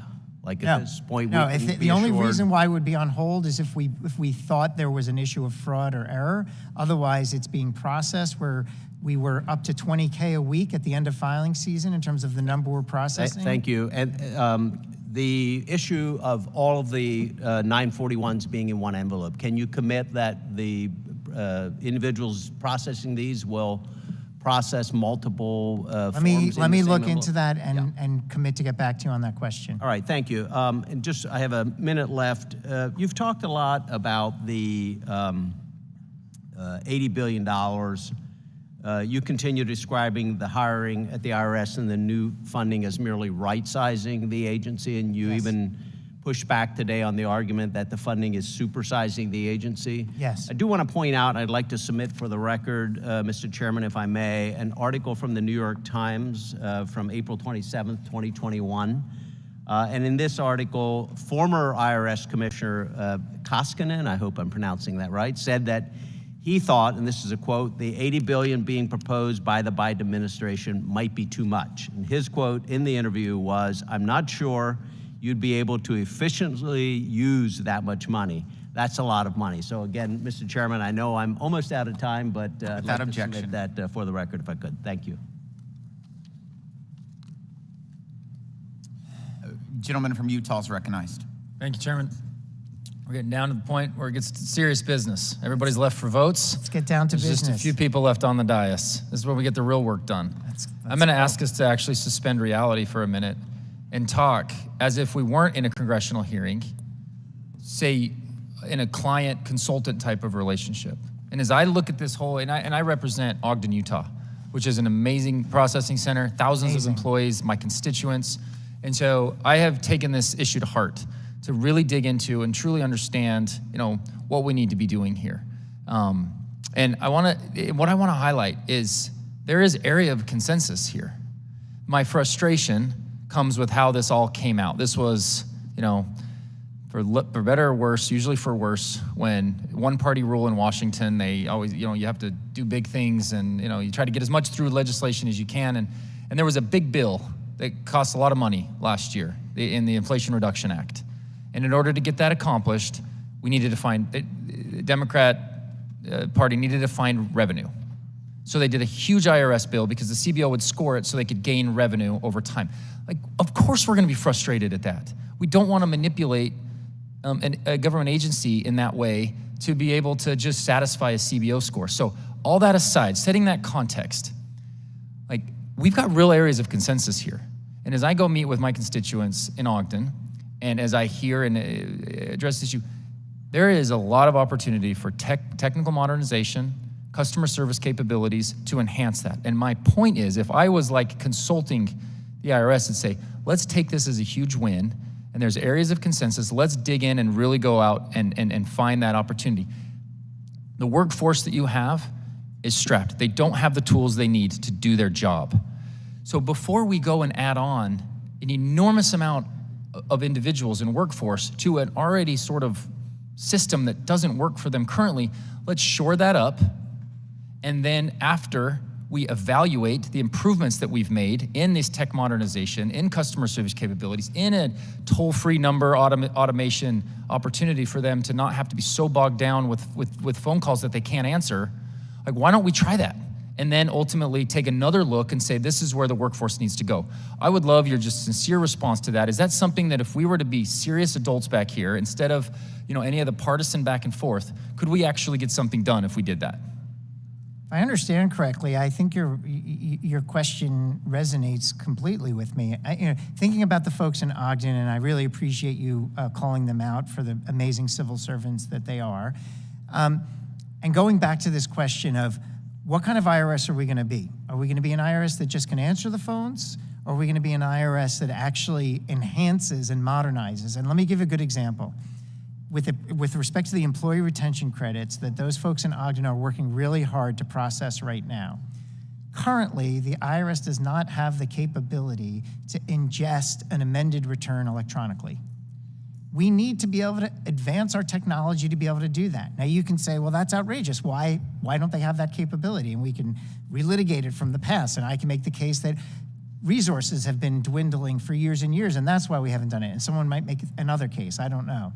But to your point, can we roll up our sleeves and figure out what do we need in Ogden, Utah to improve that operation? Because ultimately it's going to help the employees, but more importantly, and I think the employees would agree, it helps the taxpayers. People are waiting for their retention credits. I don't want them waiting for their retention credits. I want them to get their retention credits as quickly as possible. And these types of gaps are what we're dealing with. And these types of gaps, this is the part that, and if I haven't seen it, if I haven't done enough research, I apologize in advance, but from the IRS plan and from GAO reports, or the plan that was released in early April, technology, the word technology was referred to many times, but I haven't seen the specificity on what is needed. because I know there's a motivation on our side because our offices are getting bogged down with requests and we can't even help our constituents to the extent that we need. Like, we would love to see the specificity laid out, knowing that I'm sick and tired of saying there needs tech modernization. If I say that one more time without real 7 layers of additional things, specifics that we need to do for these folks, like that's the area that I want to get to. So I will add my comments from the gentleman from my colleague from Arizona. Like, I'm ready to roll up my sleeves too and dig in and actually get this part done before we add on thousands and thousands and tens of thousands of more employees to a system that doesn't work currently. Let's fix that and then figure out where we need to go future. And I definitely am going to stop. Thank you. Thank you for staying on schedule. The chair now recognizes Mr. Byer for 5 minutes. Thank you, Madam Chair, very much. Commissioner Werfel, I just want to thank you for being here and taking on this task of leading the IRS through a very pivotal time. And I represent many, many IRS employees, and I know they're thrilled to see that with your leadership through the Inflation Reduction Act, we're finally providing the employees with the resources they need to serve the American people better. I just want to say, too, that, I don't know, maybe we're lucky, but our taxpayer advocates have been terrific and done a really, really good job. Thank you for that feedback. However, we do still get a lot of incoming requests, which we're able to fix. Can you tell us about how the backlog is? We're not that many months away from this huge Washington Post, New York Times stories of cafeterias filled with unprocessed IRS returns.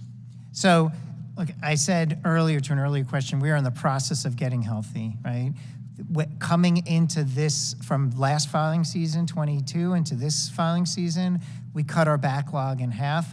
We did that and people working hard. Some of the people that you represent, overtime, anytime they're not doing something, they're working the paper backlog. But we also scanned more.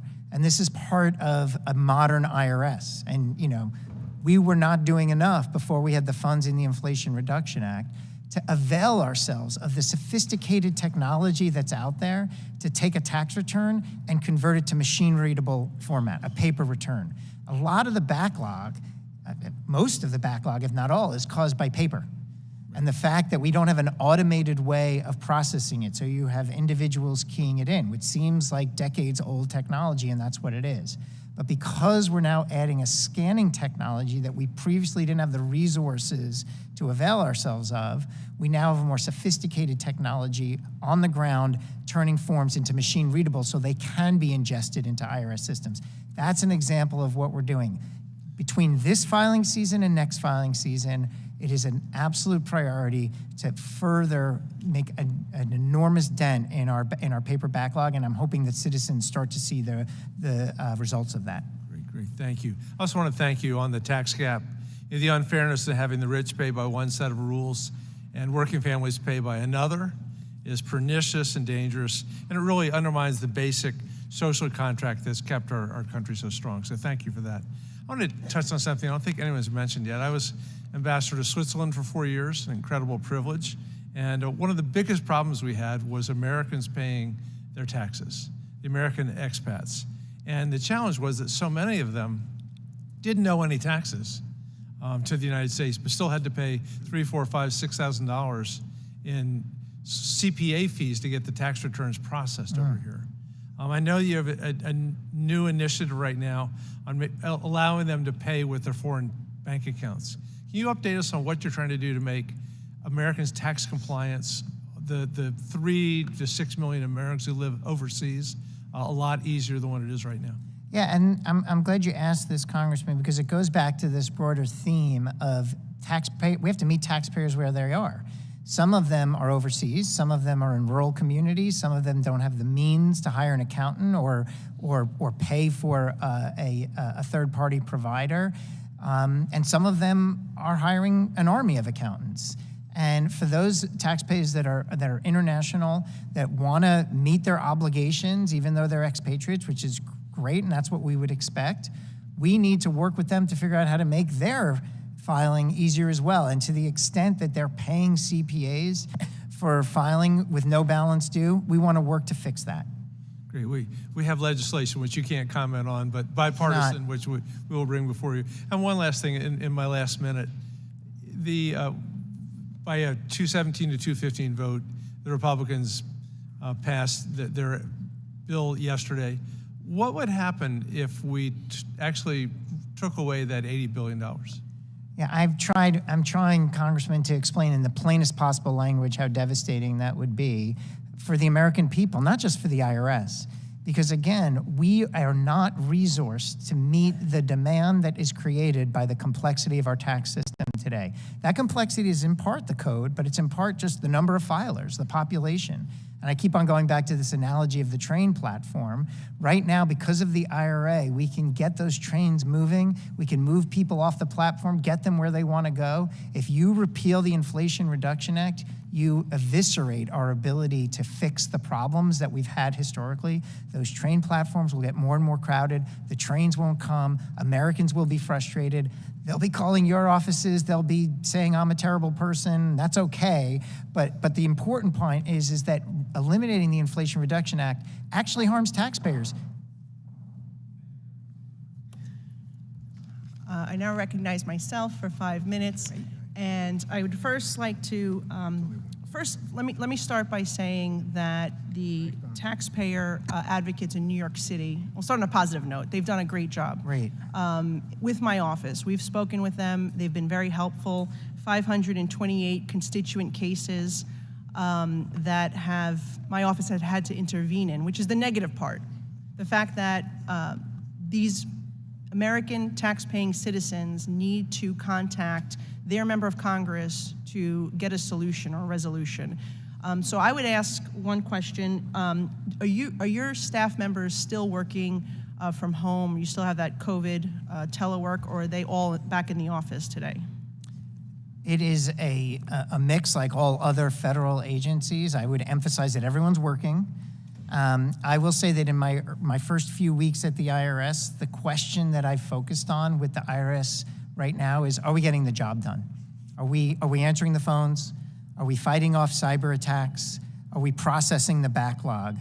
As long as the answer to that question is yes, then that's going to be my priority. Now, if the answer is no, then I want to go deeper into the issue and figure out what the issue is. And if the issue happens to be the telework policy is negatively impacting our ability to get the job done for the American people, then we will make a change. Well, I would love to suggest that it's time to bring everyone back to the workplace. As you know, Republicans passed a bill to get all federal employees, half the workforce, still working from home. And I think that does have an issue to do with constituent services and making sure that these calls are answered. The fact that one congressional office in just 2 years had to intervene in over 500 cases is a problem. When we were in our hearing in Peachtree, Georgia, one of the accountants who testified said that she had been transferred 4 times and was placed on hold for 3 hours until she received assistance. I want to also move on to another major issue that I'm seeing with my constituents. Sadly, we have had over a dozen issues of check thefts, check fraud, either stimulus checks or tax refunds that have been stolen. Someone had signed the checks and deposited the money. Are you aware of this happening? And are you working, what are you doing to try to resolve that issue? Are you working closely with the U.S. Postal Service and the Department of Justice to address that? Yeah, I know another early priority of mine, Congresswoman, is to, in particular, address issues where there's a victim. Look, it's upsetting when someone doesn't pay their taxes because that victimizes the U.S. government's financial bottom line, and we're of course concerned about that. But when there's an individual victim, whether it's identity theft, their money is stolen, they're taken advantage of, that is something that we absolutely have to prioritize. So I absolutely commit to working with the Postal Service, the Justice Department on cracking down on that type of nefarious behavior. I appreciate that, and I would also make the argument that that should really be a priority. I see some of the other initiatives that you're focusing on, whether it's the 1099s for selling something on eBay or whatnot, or going after these small just middle class people. I think what we should do is focus on these types of things to prevent those fraudsters. But in addition to that, you said earlier that you cannot meet the demands of today, and now we're also seeing that the IRS is interjecting itself in government-populated returns, trying to, we have a whole industry of tax preparers that are hundreds of thousands of jobs good paying jobs, that they do this in the private sector and they do it right. I think this is a case of government coming in saying that they feel they could do something better than the people who actually do it every day. And I would say if you can't meet demands of today, and we have a lot of backlog here, why interject yourself in doing something more? Why fix something that's not broken? Well, two responses to that. First, Congress asked us to study it, so we're going to study it. And the second is any product that would go forward would be an option for taxpayers. They would not have to use it if they didn't want. And for me, the question is, are we offering the right set of services based on taxpayer preference? You know, whether they're overseas, whether they still need to file paper, whether they want to walk into our walk-in center. I think we have an obligation to be able to provide diverse enough services to meet taxpayer preferences. So once this study is done, we'll take a look at it, we'll talk with you about it and see if this makes sense to meet a taxpayer preference that's out there, if it's feasible and if the costs are right. As you can imagine, for some of us, it's just looking like IRS looking to do more big government, more bureaucracy, and interjecting itself in an area where it really should just leave it to the private sector. But I would love to work with you to see how we can fix some of the issues that I brought up earlier today, because it truly is my constituents and other American citizens who are being victimized. Thank you very much for your time. I now recognize Ms. Steele of California for 5 minutes. Thank you, Commissioner, for participating today. This is such a long hours that you've been sitting and enduring, so thank you. And thank you for your service too. Having said that, American families and small businesses are having a hard time trusting in the IRS. Our constituents should not have to fear that the IRS might come after them. Per previous data, TIGTA, Treasury Inspector General for Tax Administration, half of large corporate audits result no change. The article from this morning titled "The Surprising Risk in Ramping Up IRS Audits," according to that article, states that nearly half of those making $10 million or more who were audited saw no changes in their tax bills in 2018. 13% of audits of people making between $100,000 to $200,000 were no change audits in 2018, IRS data show. More than 1 in 4 people with income between $1 million and $5 million were given clear bills of health. And almost half of audits of corporations with at least $1 billion in assets found they owed nothing more. Why are so many Americans being audited for no reason? This article, that the surprising risk in ramping up IRS audits, saying that could be because of the IRS is picking the wrong people to audit, or it doesn't have the right specialist to go toe-to-toe with big law and accounting firms, though we are not really sure. So we all kind of like questioning that. Sounds like a problem is not needing more money or doing more audits, but one of wasted resources.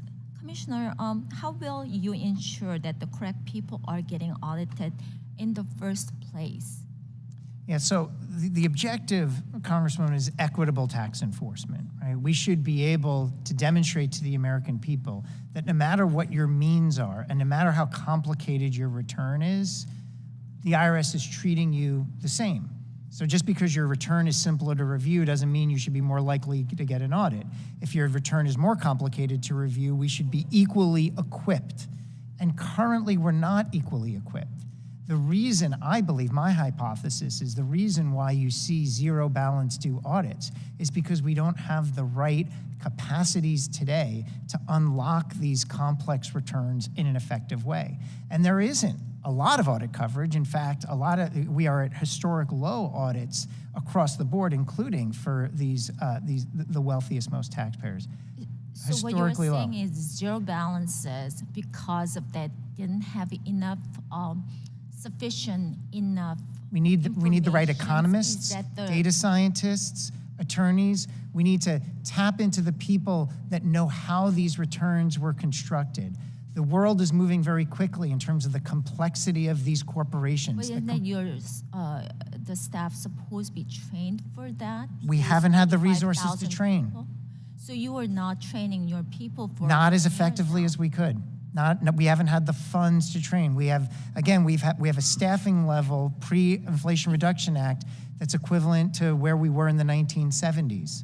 We have not had enough resources to meet the requirements of today's tax system. And with these resources and being able to train and hire the right mix of people, I anticipate that we will not have as many zero balance due audits in the future. And when we don't, it's going to be a tremendous return for the taxpayer. And that's why I think repealing the IRA costs so much in the eyes of the Congressional Budget Office. Because if the plan is to engage at that level, a 2%, a 3%, a 4% improvement in some of these metrics will easily pay for what the Inflation Reduction Act investment is. Then why don't you just reduce the audits and just go really dig in those people that you are auditing instead of those 2%, 3%, and you don't have to increase those numbers on that? It's a great question. I think, and it was another Congresswoman asked the question as well. I think we do have to optimize. It isn't about quantity. It isn't about doing more audits of wealthy taxpayers. It's doing the right audits and making sure that we have the right balance and the right optimized approach to how we examine the wealthiest taxpayers. We are not optimized right now. We are leaving money on the table. Mr. Chairman, actually, I prepared 5 different questions, but it seems like my time is already up. So what I'm going to do is I'm going to do in writing and ask for these questions. Perfect. Please submit your questions into writing, and I would like that. Thank you. we'll have that. Thank you, Representative. Ms. Moore is recognized. Thank you, Mr. Chairman. I want to thank our brand new IRS Commissioner, join my colleagues in thanking you for your patience. You're new, so I just am curious about your background. Were you hired from within IRS or you came from No, outside? I started my career in government. I worked for many years at the Office of Management and Budget. I worked at the Justice Department, and Okay, I also worked at the IRS. All right. So I'm returning. You're returning, okay. Yes. And I only asked that question so I can just get a baseline of what you know about the laws that we have passed recently. So in 2013, we reauthorized the Violence Against Women Act. And during that particular reauthorization, we required housing providers who had received the low-income housing tax credit funding to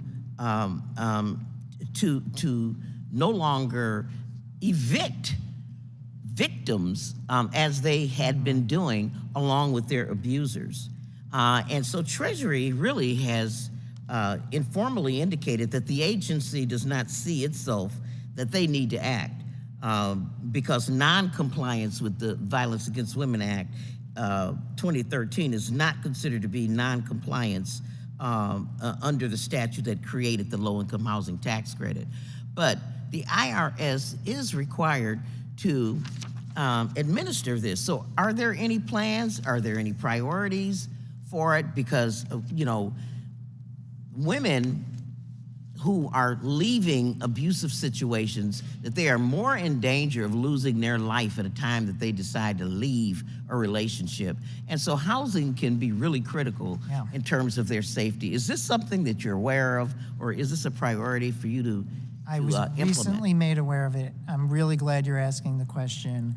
I understand that we are looking into the regulations and seeing whether they could be revised to expressly reference housing protections under the Violence Against Women Act. And I think that would potentially resolve the issue. It's really important that this committee raise these types of issues to our attention because that will allow me to prioritize and make sure that we close these types of issues that are problematic. Well, I got some more for you, Please. Mr. Commissioner. The Earned Income Tax Credit. I just want to congratulate the IRS. They did a fantastic job during the pandemic, getting money out to people who otherwise would not have gotten it. The uptake in the Earned Income Tax Credit and the Child Tax Credit is low, but through the non-filer portal, you were able to contact people who otherwise would not have received the benefit. We have been talking to Treasury about using that non-filer portal to identify people who could benefit from the earned income tax credit and the child tax credit. Is that something that the IRS would be supportive of? These are really low income people, and they could benefit from this resource that is available and for which they're eligible. Yeah, 100%. Look, when we implement something new, we learn a lot. When we, as the IRS, and this predates me, and I also congratulate the IRS workforce for the amazing work they did during the pandemic.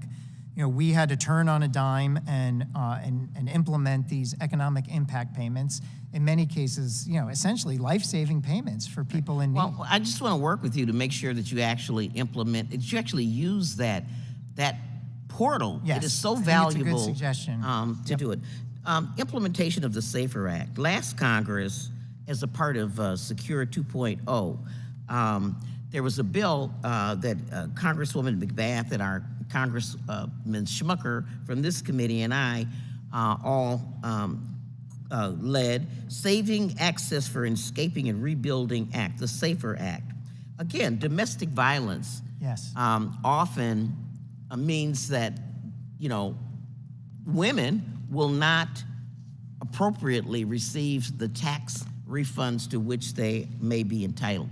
And if the non-custodial parent files first, and then the custodial parent files second, there's a big hassle with straightening it out. They may have to file, you know, a lot of paperwork. Is there any interest in helping victims of domestic violence? We saw this a lot during COVID. Those where, you know, the non-custodial parent found themselves getting the check for the children and not sharing it with the actual custodial parent. And It's a very IRS felt unfortunate they could do outcome. nothing. Yeah. It's a very unfortunate outcome, and I would absolutely be interested in making sure that the right parent gets the credit, and in particular, if the victim of domestic violence is not getting that credit when it's rightfully theirs, that is alarming and concerning, and I would like to work with you on that. Well, I appreciate that. Thank you so much, and I would yield back my time. Ms. Van Dyne's recognized. Thank you very much, Mr. Chairman.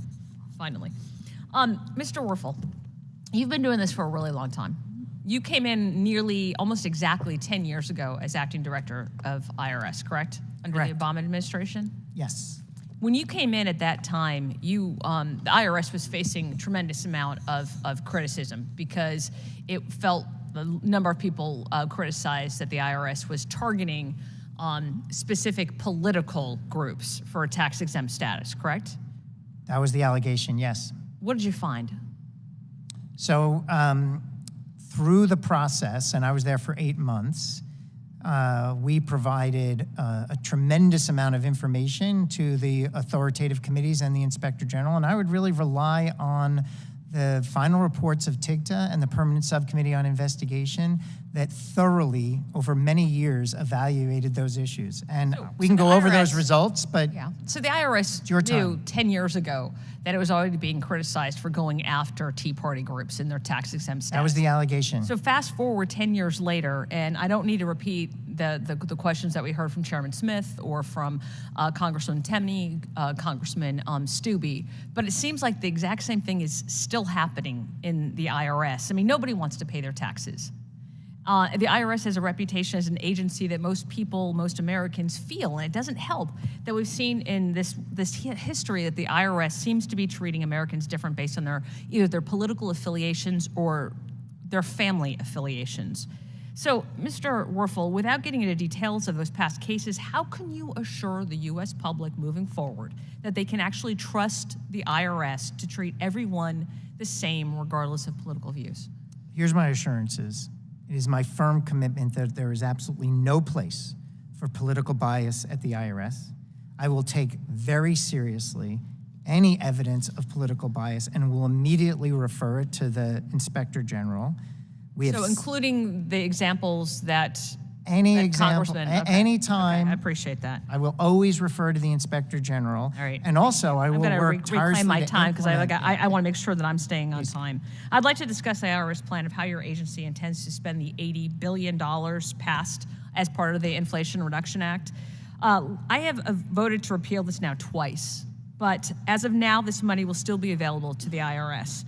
I'm concerned with a number of provisions in this plan, including the $45.6 billion for auditing and enforcement compared to only $3.2 billion for taxpayer services, which results in $14 spent on enforcement for every $1 spent on taxpayer services. Now, you have said that, we're hiring more people to answer the phones. We are. And yet you're spending 14 times the amount on enforcement and a very small amount on customer service. And of the dollars that you're spending on customer service, over 30% of that is being used to implement IRA green energy provisions. Yeah. So I'm not really sure I know your question, but I can comment on it. Are you spending 14 times as much on enforcement as you are on customer service? We are spending consistent with the appropriation amounts. That happens to be Congress enacted 14 times as much on enforcement as on customer service, even though the complaints that we have had have to do with our constituents not even getting their refunds on time. Yeah, my commitment, Congressman, is to spend those funds as effectively as we can with good program integrity and in the best interests of the taxpayer. But we're still spending 14 times as much in enforcement with the promise that we're not increasing the percentages at all of audits. We're not increasing the percentage we're of gonna be audits spending for people 14 earning times as much. $400,000 or less. We are increasing the percentage of audits for those wealthy taxpayers where we also have historically low audit rates. So the enforcement funds that you're describing are critically important in terms of ensuring that Americans at every income level know that the IRS is treating every income I just level think it's equally. disingenuous for you to say that you're spending much more money for people answering phones when you're spending 14 times as much on enforcement. Well, we did. We hired 5,000 people this filing season to answer phones, and we are making improvements. It's in our plan issued April 6th on all the steps we're working to with the money that we have. But there is a It's good challenge. to know that you can do that in $2 billion. You can hire 5,000 people on that.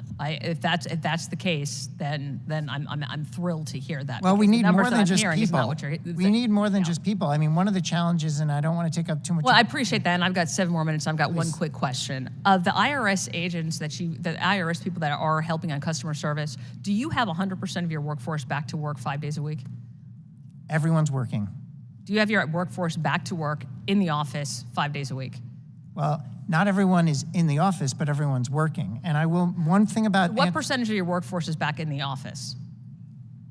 I don't have the exact figure on that. I yield can back. get Thank that you. for you. Gentleman from Iowa is recognized. Thank you, Chairman Smith and Ranking Member Neal. Thank you, Chairman Werfel, for being here. You've got a very tough job. You. Very challenging. Obviously, we talked a lot about the $80 billion of funding in the IRS. I want to just note that, but that's not where I'm going. $4.8 billion was for business modernization systems, about 6% of the funding. The key here is that in February, the GAO has published a report outlining the status of IRS, its IT modernization, which is concerning to me. A third of the applications and nearly a fourth of the software is considered legacy, that is way behind.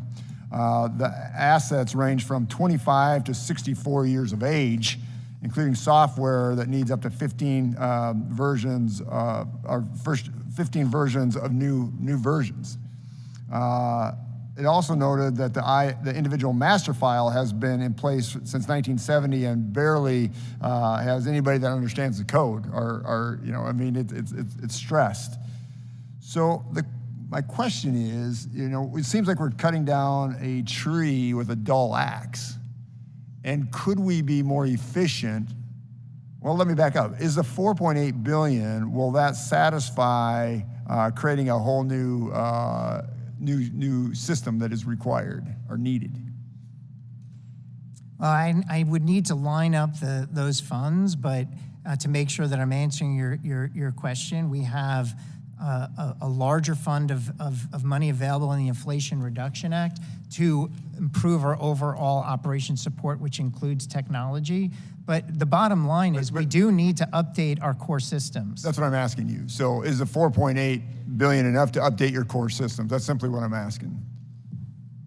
I'd have to get back to you in terms of making sure that I'm lining up that 4.8 billion, but there's multiple core systems. There's the individual master file, there's the business master file, there's our enterprise case management system. Chairman Werfel, do you see this as a concern when you have such an archaic system? I mean, I can't even imagine a banking industry or any business running on such a system. I mean, some of this is DOS, I think.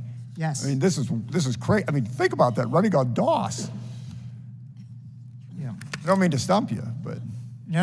I mean, you're preaching to the choir here in terms of the need to update these systems. They are on old COBOL-based language. Those need to be updated. Right.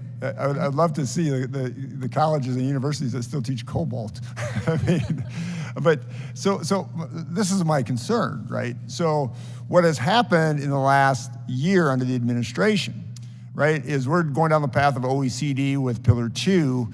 We have GILTI right now that has 16 data points that's being collected. If you go down Pillar 2, you're going to probably have 200 data points that needs to be collected. We're also going with the 15% minimum tax, book tax. I mean, these are very complex things, and yet, would it be fair to say that we don't have a system to handle all this? Like right now, the systems are functioning. They need to function into the future better. And so what I mean by that is not enough processes are automated. We have updates we need to do to our data security requirements for these systems. And we can't hire as agilely as we could because people don't know COBOL. Thank you. You just answered my question. That's exactly right.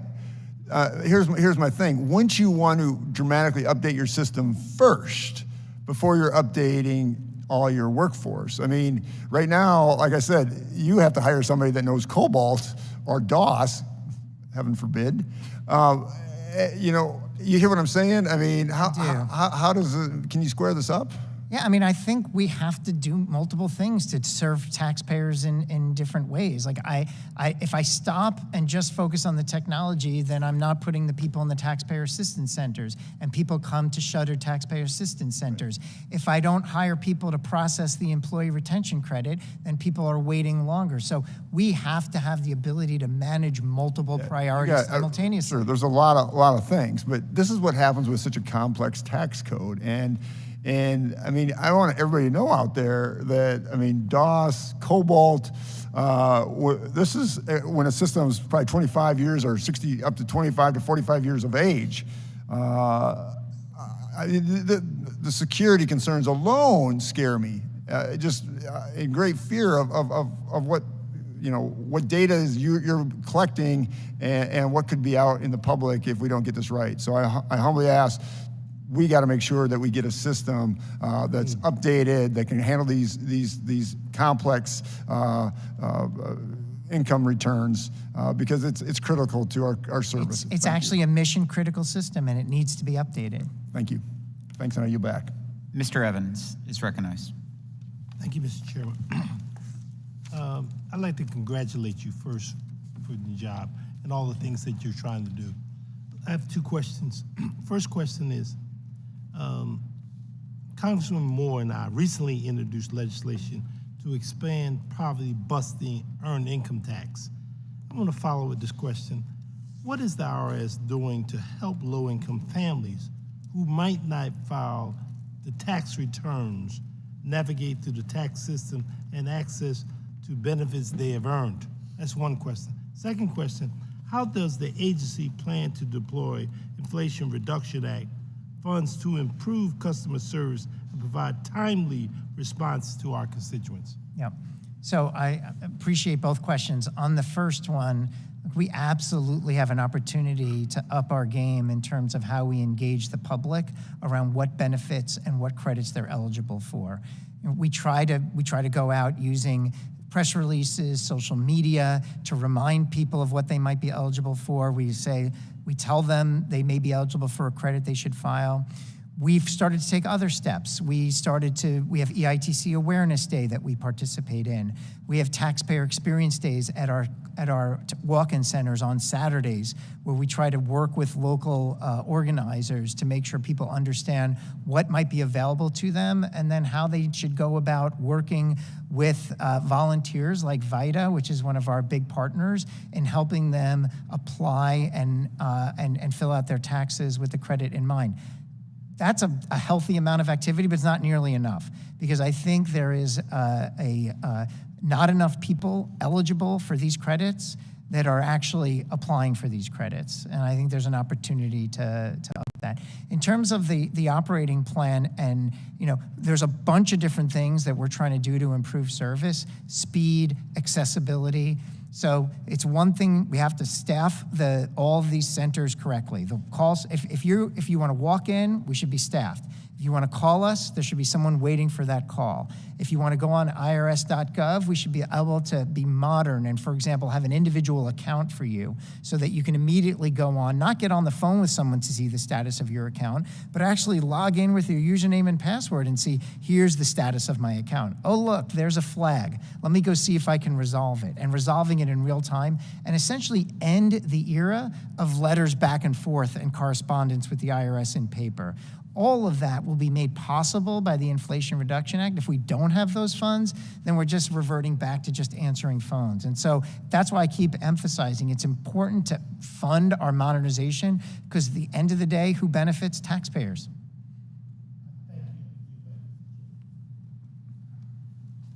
Thank you, Mr. Evans. We greatly appreciate it. Mr. Carey.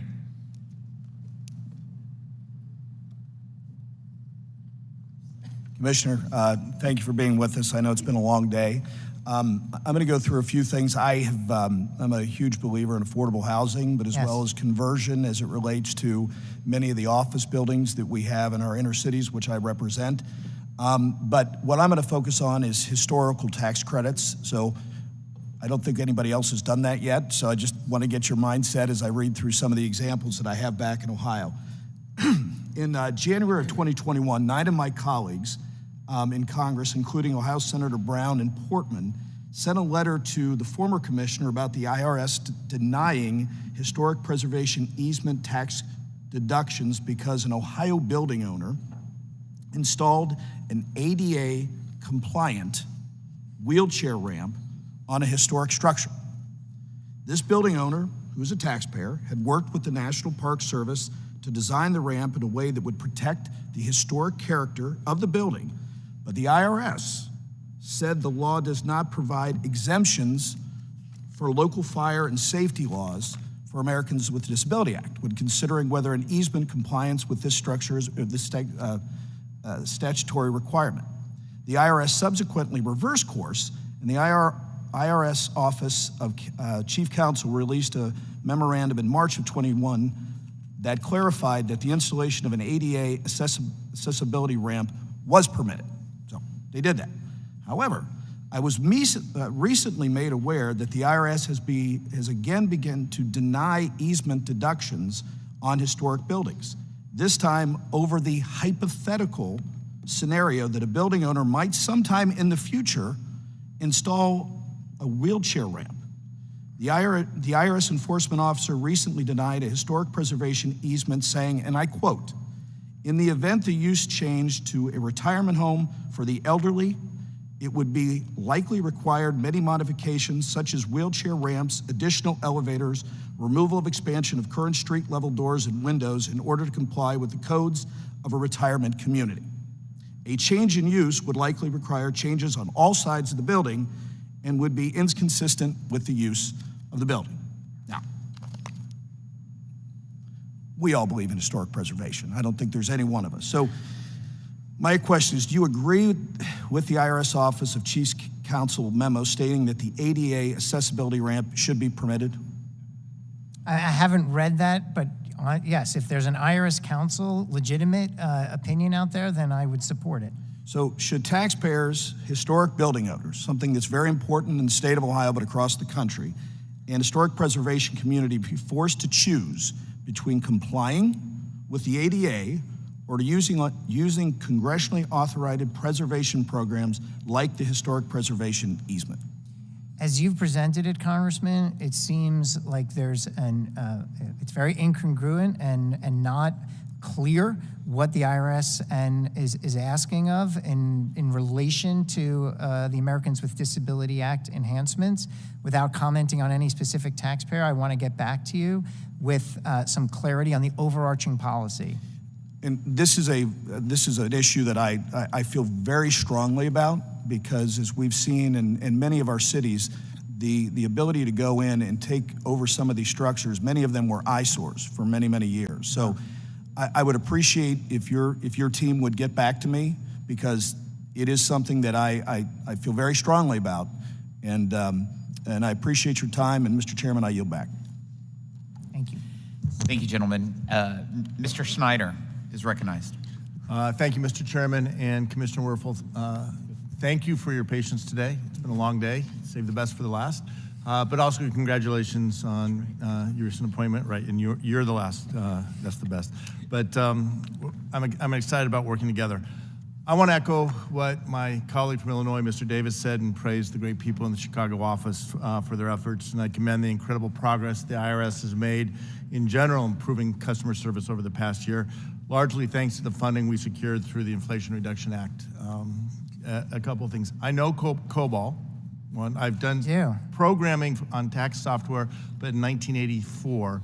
But I also worked at Sears Catalog overseeing their call center. I know how hard it is. We are hiring at the IRS. Yes. So we'll talk afterwards. But my team can attest to the quicker turnaround times and the better service of the IRS now available because of these funds. And I've heard the same from our constituents as well as my friends in the accounting profession. I do want to mention some outstanding constituent cases. My office has been working with people who have not yet received their 2021 or 22 tax refunds, either due to identity theft or delays in the processing and verification of their identity, or backlog of paper tax returns. We've been in touch with companies waiting for their employee retention tax credit. Yes. It's compounded by the financial strain experienced due to the pandemic. It's been a burden on these companies. So I'll forward everything to your office, but can I ask for your help, your commitment to work together? Thank you very, very much. I appreciate that. Let me go back to the tax gap for a second. You earlier said it's about $500 billion a year. That's correct. Is that correct? $5 trillion over the next decade? That's correct. What are roughly the projected receipts coming in for fiscal year 23? I think it's around 4.6 trillion. So we're talking about a year's worth of receipts over the course of the year that then puts the burden on the law binding. Very roughly, I won't hold this to this, but what percent of that tax gap do you think is in those 300 and some odd thousand tax returns?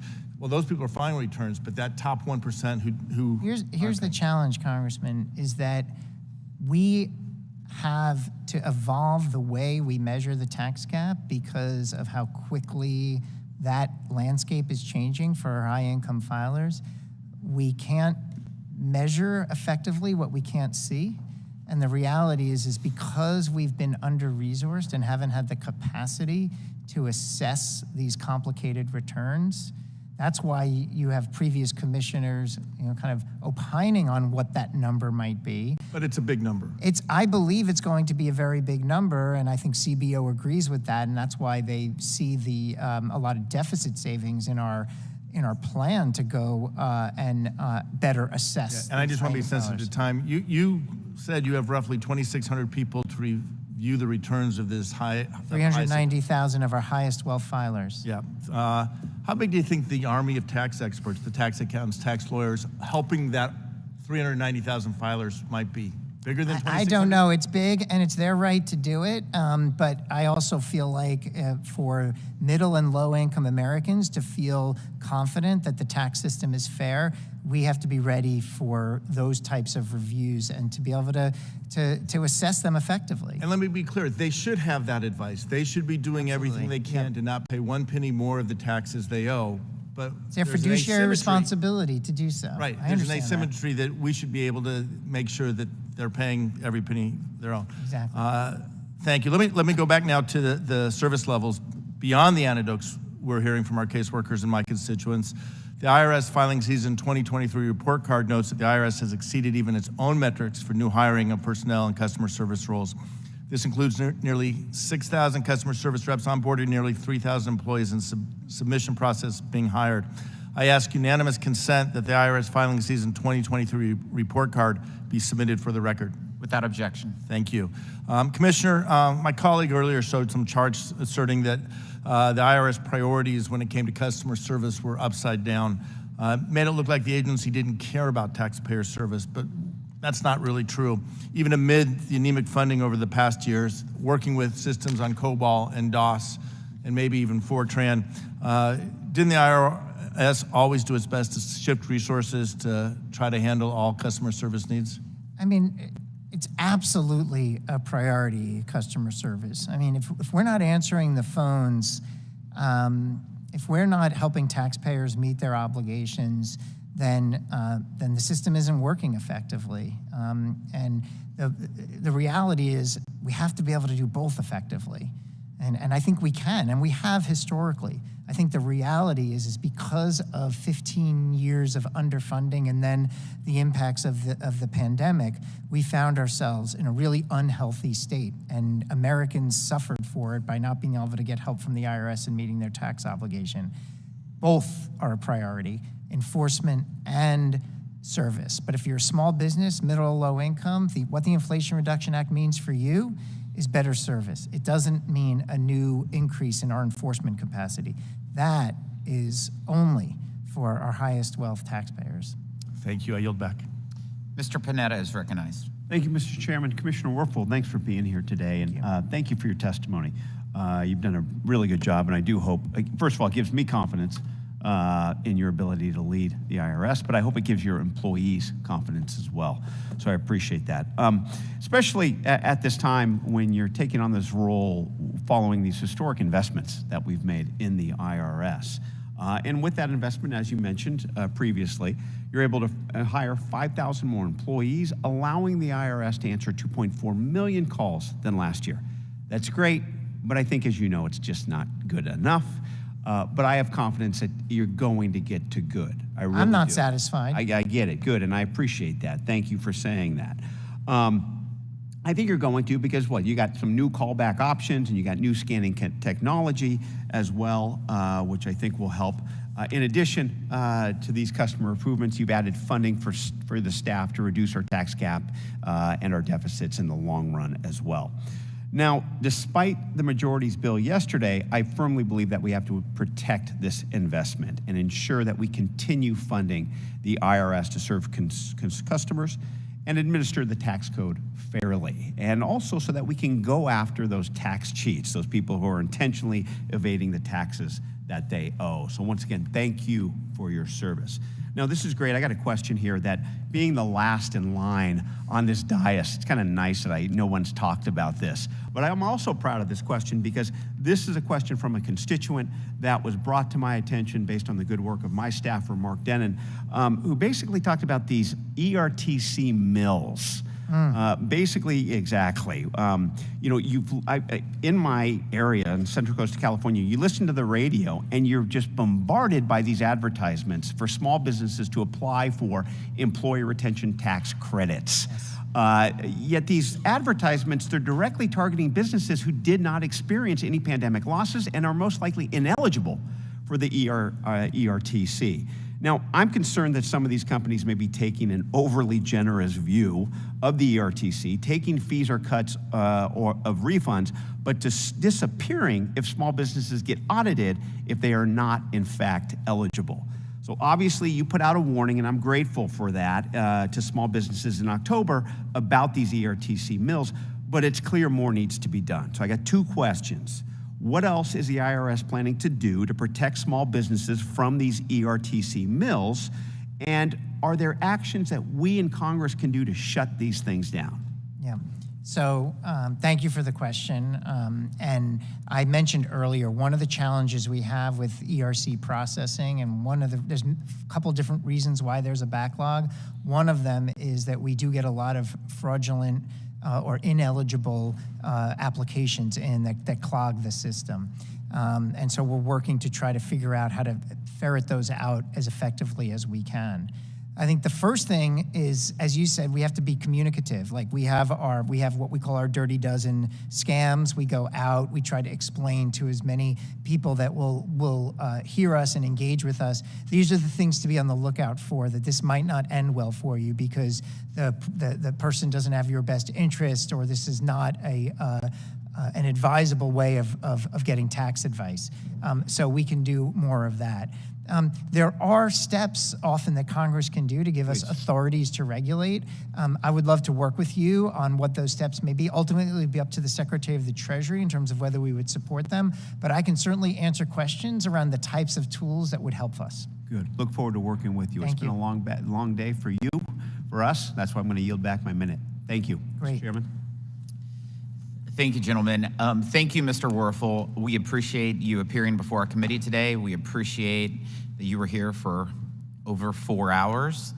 Definitely appreciate your time and your comments. Please be advised that members have 2 weeks to submit written questions to be answered later in writing. Those questions and your answers will be made part of the formal hearing record. With that, the committee stands adjourned. All right, see you. Thank you.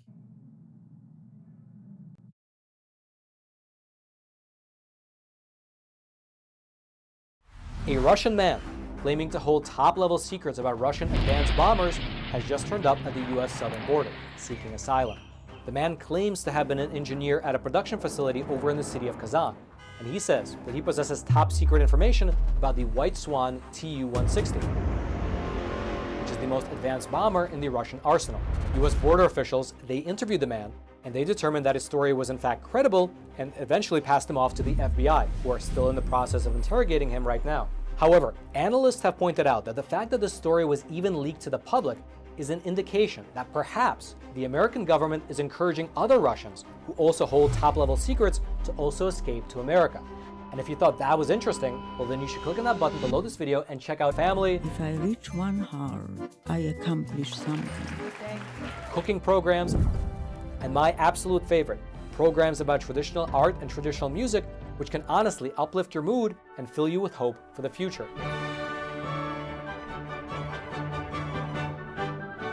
And the best thing about Epic TV, at least in my opinion, is that there's no corporate backing and there's no allegiance to some anti-American agenda. How dare you come to this peaceful community and try to scam these people? What the hell are you talking about?